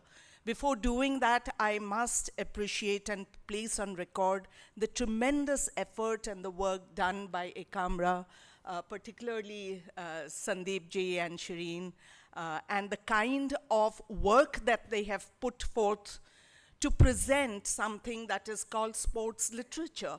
You don't quite look at it from that genre, right? But all of us, all of you young students and someone like me, we grew up with romancing a sport. And I call it romancing a sport, whether it was as a child, when in the days of radio commentary, my father would make little booklets to write the run rate or projected run rate based on what the players are doing. Incidentally, these are also aspects that have been highlighted in these fantastic books that I read. From there, it moved on. Let's say somebody like me, I had the opportunity of meeting with Ajit Wadekar after his 71 win. And I had the privilege as a little child to garland him when he came to my hometown. So these are memories, these are little aspirations that you go through, or autographs of our time heroes like Vishwanath, Dilip Vengsarkar, or chasing, even at the age of being a mother of a teenager, I remember chasing my superhero, Sandeep Patil, and my son was embarrassed to see that my mother is chasing him. But that's what I'm trying to say, that the whole emotion that goes beyond not just being a player, but also people like us. Someone like me, I've never played a sport, but that emotion that is pinned with sports is something that builds character in every human being. And therefore, as an academician today, you heard a couple of minutes ago that why is it that we lose good sports persons somewhere along the way? And I think that, as they rightly put forth, as parents and as educationists, we have a strong role to play if their dreams have to be fulfilled, to shape good players. And all of these perspectives came about when we, as jury members, went through all of these books. I must recall a little thing here. For example, when my child was playing basketball, today he's a man, when he was playing basketball, as a parent, I would sit in the basketball court, and while he was playing, I was studying for my PhD. What happened in the process is my engagement in the sport built confidence in my child about the sport itself, right? That there is parental support. Every school, every academic system, and under the national education policy, it would be possible. I use this platform to appeal to government authorities. Somebody like Mr. Dilip Tirke, who is here, can be instrumental in making sports an integral part of academic curriculum. Only then will mindsets of academicians and parents change, when there is a number attached to it. And I think a platform like this can do it. When we talk about how we came about choosing these books, trust me, it may sound very cliched, but it was extremely difficult, because each author, the narrative, the storytelling, the stories that went behind it, all of these created this entire body of literature. And as I tell you some of the aspects that we looked at, my co-jury member, a very well-known researcher and a professor, Professor Ajit Kanitkar, we went through all of this, had a brainstorming with Mr. Sandeep Mishra to finally come to this particular list of winners. I'm not going to announce the names, but as I tell you about what each of these books meant, you would be able to relate when the names are announced here.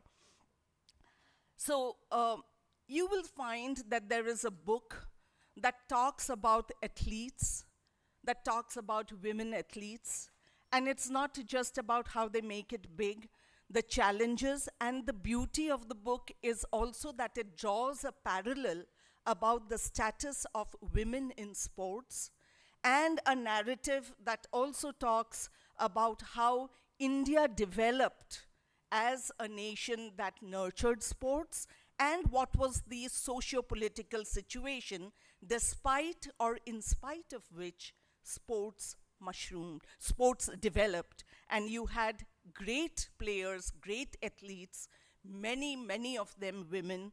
Today also I hope a day comes when we have so many crore live viewers when a women's cricket team is playing. And I'm sure the day is not too far when we have those many people watching, because if you saw the last World Cup, you see on the television screen at the corner how many viewers are watching it live. I hope we hit that target of several crores watching women in sports. You also have books that talked about a particular person and the person's insight into his or her work in the arena of sports. And this is not just about a player. There is so much that gets into sports and sports management, which you have heard. The coach, you have the manager, you have a mentor, and each one of them plays an integral role in shaping this sports person. Whenever we look at sports, we talk about the athlete, we talk about the batter, we talk about the main player. But what about these people who are behind the scenes, who actually shape them to be where they are? And I think there are books, you will hear the names and then you will realize how they have brought about all of this. As an academician, I also found that each of these books speaks to the young audience, that not everyone can make the cut at the national or international levels, but your passion for sports is a fire that you have to keep alive to look at other alternative careers as well. Coaching. Coaching is you're shaping an individual, right? So these are career options that you can have. So each of these books, you'll find there are stories of a hero in a fantastic sport like football, not talked about, almost forgotten, but the contribution because of which the sport stands today is a story that's worth recalling. You also have a book that talks about Paralympics. Who is different? Who is quote unquote normal? And therefore, who achieves and how? These are huge lessons that you will find with these books. The narrative is compelling. The narrative is very, very engaging. The publishers must be commended for the challenge they take up to present books that are not necessarily always mainstream. And that is also a huge courage that you get to see in a publisher who says, I'm going to publish this book because of the merit of the book, not necessarily because of the popularity of a certain sport. And that is a challenge that we found taken by publishers, and we commend them. Without the publishers, the books don't see the light of the day. The writers cannot tell their stories. So you also have books that not only write or speak in the regular format of a narrative, but through illustrations, the graphic novels, which is today a medium that is appealing not just to youngsters, but across age groups. And all these books that we have selected, which was very, very tough, extremely tough. It does not, we had to choose some.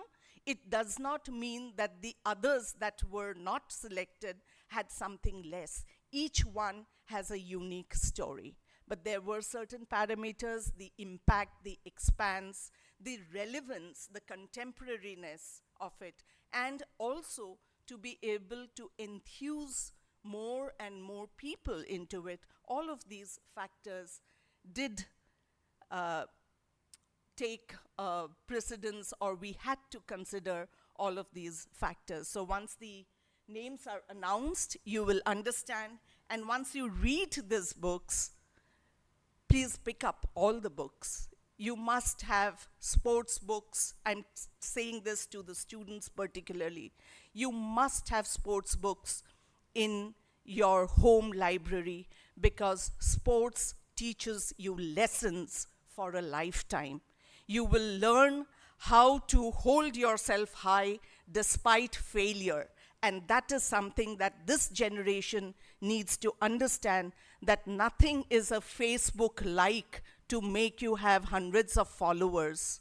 That this is a generation that is growing up with instant success. Sports is something that will teach you perseverance if you have the passion. It will teach you confidence and commitment if you have that desire. And each of these is what is going to make you not only a true human being, but a true citizen and a flag bearer of the sport that you like. And that is why every education institute ought to give emphasis on sports as a curricular activity, not co-curricular. It is no more co-curricular. It has to be a curricular activity. So with this in mind, with this background, I am privileged to be part of the jury. I thank Ekamra once again for reaching out to me to be part of the jury. I've never played a sport, but I have always nurtured the love for this beautiful thing called sports. There is rhythm in a movement. There is beauty in those formations. And there is a lot of creativity. I come from a field of humanities, but I see every single thing, whether it fits the so-called STEM subjects. You have physics, the body movements. You have dynamics. You have human behavior. You have team spirit, everything that can make you a successful human being. And therefore, with this, I still nurture a desire to meet my hero, and that's Kapil Dev. I haven't met him yet. So that's the kind of passion. You have gray hair, but you still have the passion. That is what sports gives you. Thank you so very much. Let's look forward to knowing who the chosen writers, authors are, and the books. But let me tell you, even the books that do not make the mark today for the awards are also books that are winners in their own right. Read them, enjoy them, grow along with them, and be the future of this nation. Thank you so much. Thank you so much, ma'am. Each word of yours on this podium showed your spirit, passion, and involvement with not just sports, but also with all the books that were nominated for the categories of the awards. And before I announce the categories and the winners, I'd like to request Dr. Triveni to kindly join us on the stage.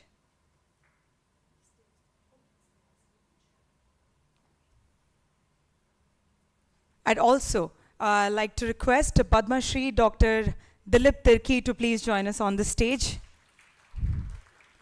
And I'd also like to request Mr. Sandeep Mishra, Festival Director, Ekamra, to please join us on the stage.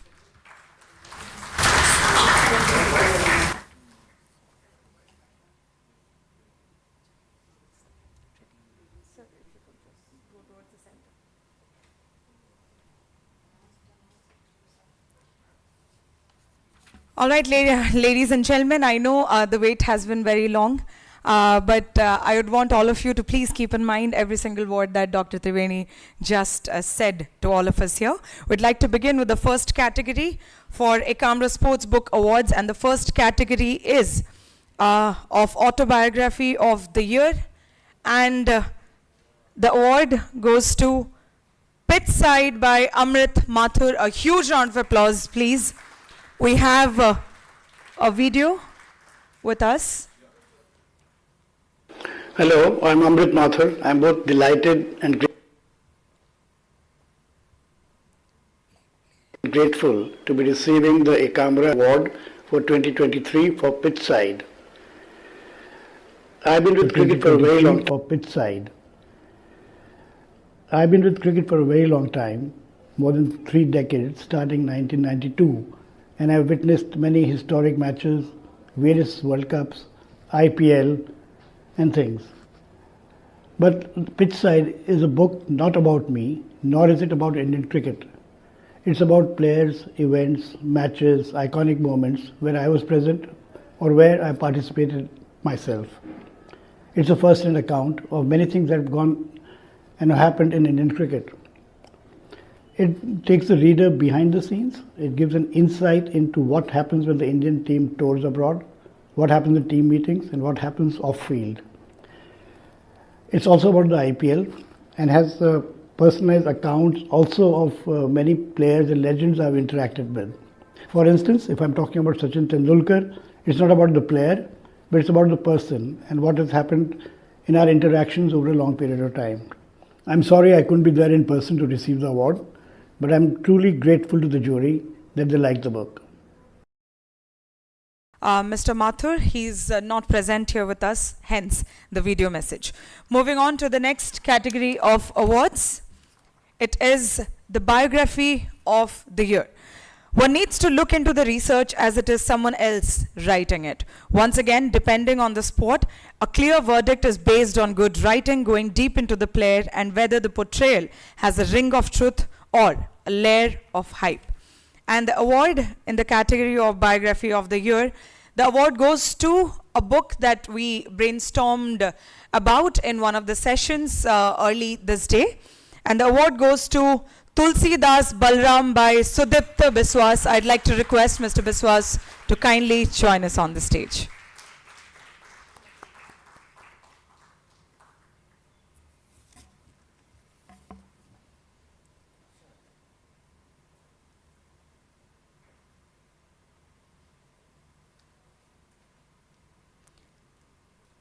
I'll request the jury and our dignitaries to kindly do the honors.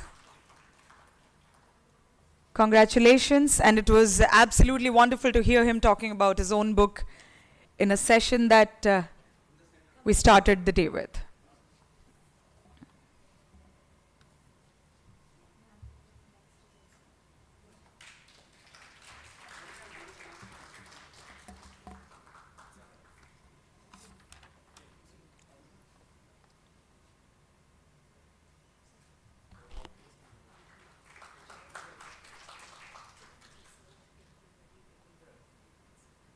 Thank you so much. And once again, I'd like to thank the audience for their kind appreciation.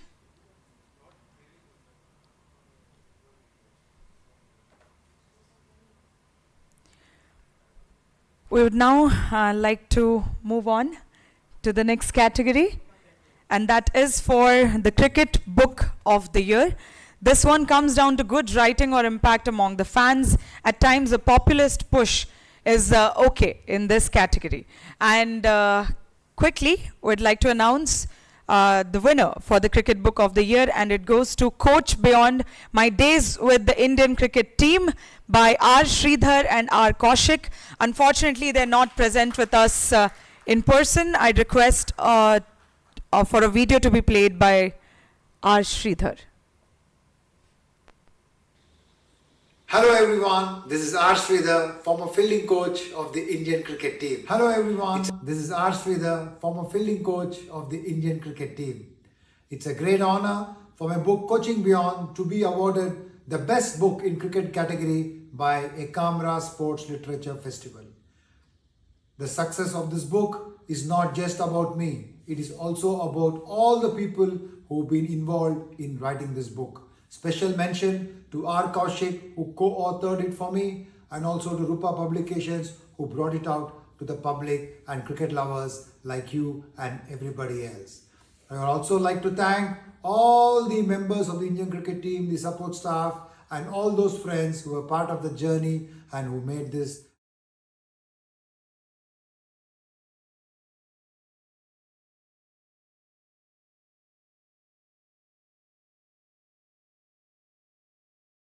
for Best Sports Book Publisher. At times, if one publisher has picked up more awards, then it looks straightforward.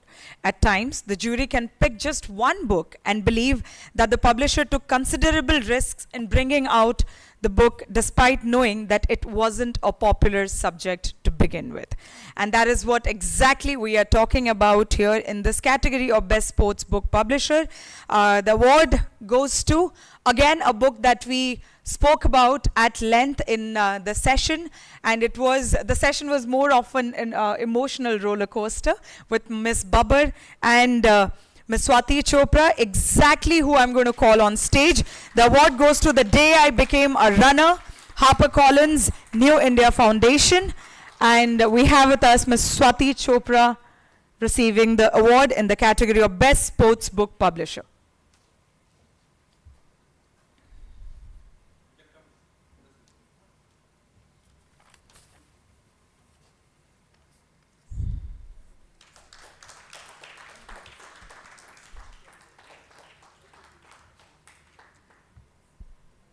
Many congratulations once again.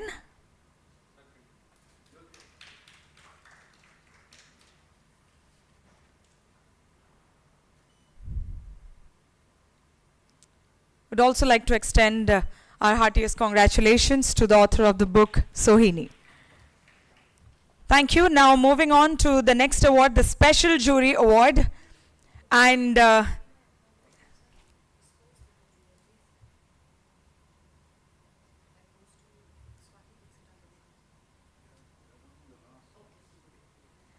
all right, we'll move ahead with the Special Jury Award, and this goes to a one-of-a-kind book, which is it's a novel based on a para-athlete, and the story is nothing short of inspiring in every single word. And the award goes to the Vishwas story. Please give it a huge round of applause. And congratulations to the authors, K.S. Vishwas, V.R. Feroz, and J. Sriram. We have Mr. J. Sriram with us receiving the award for the special jury in Ekamra Sports Literature Festival Season 5. Congratulations. Mr. Sriram, and I request all of you to please put your hands together for him.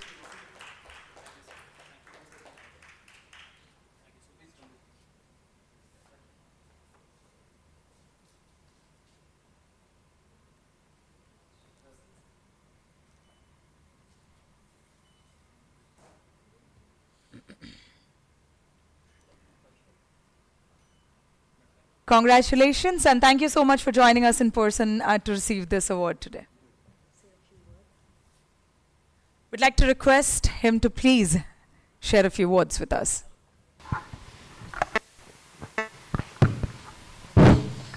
Yeah, thank you. It's absolute delight to be here and receive this award from such fantastic and beautiful people. I really enjoyed the whole day here. I mean, I very recently discovered Ekamra Literature Festival, and I'm really liking it already. I'm loving it, and I hope to come again and again from the next season onwards. And this book has been recognized by Ekamra Literature Festival, which brings a lot of joy and delight for us.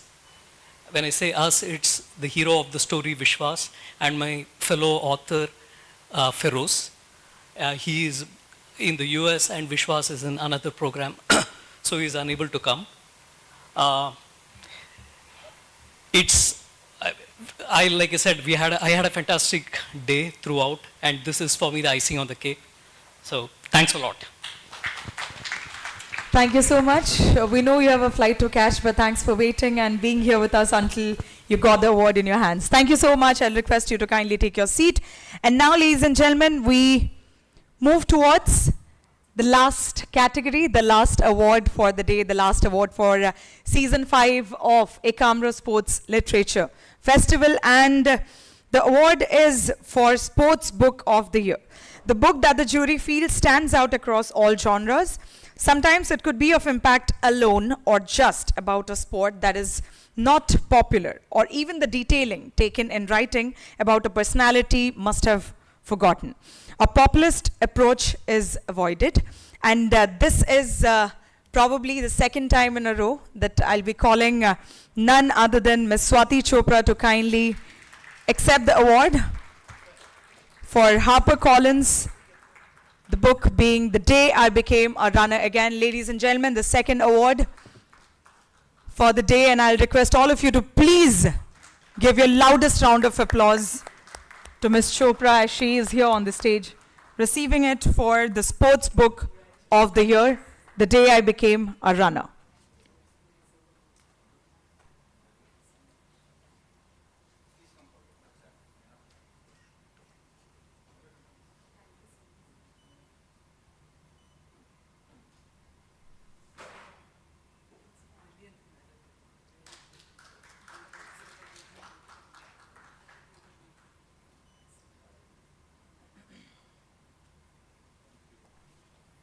Congratulations, Ms. Chopra, once again. Congratulations on winning the award, everybody who has won it, and for the ones who haven't, please keep up the great work. It's amazing to see such great literature coming our way. I'd like to thank our dignitaries for doing the honors, for sparing time, and for gracing the festival with your gracious presence. It really means a lot to have you all with us. May I kindly request Mr. Mishra for closing remarks before we officially close the 5th season of Ekamra Sports Literature Festival. I think we started 2018, and it's been a fantastic 5 seasons, or rather, if I just look at it in terms of a 6th season, because the pandemic had come in. But overall, I think what we started out was to basically not only recognize authors, but publishers who were putting in a lot of effort, who will also be putting in a lot of courage to bring out books that we normally would probably not have picked up, or we thought that, okay, these books are not going to work. But I think on that particular path, I think we've slowly been doing a decent amount of progress, and thanks to the state government here this time, and even in 2018, to all the sponsors who come in, to Dilip, dear friend and somebody I hugely respect, as a player, as a captain, and now as the Hockey India president, to always stand by. And even if I have to kind of shoot off something and I need a little bit of advice on how to do things, I normally shoot it to him, and I know that he'll say, okay, give me 2 days and I'll get back to you. But most of those advices are pretty priceless. So thank you always for standing by. And we will be back next year, and I think we'll be back bigger, better, and with more recognition for a lot of authors. Thank you so much for being here, and thank you so much for taking out the time. Thanks.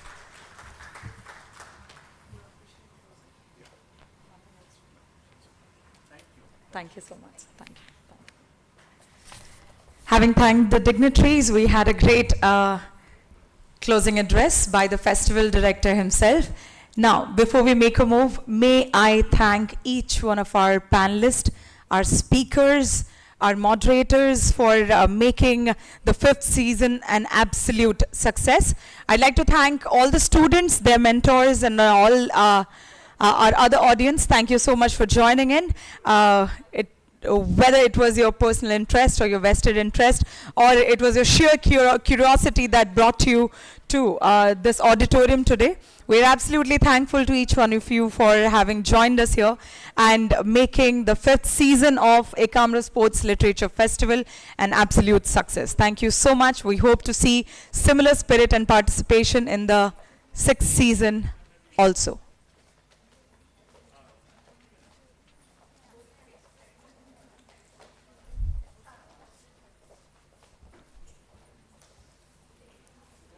Having said this, we'd like to sign off for the day. Thank you so much. This was Lipsa. Have a great evening, all of you.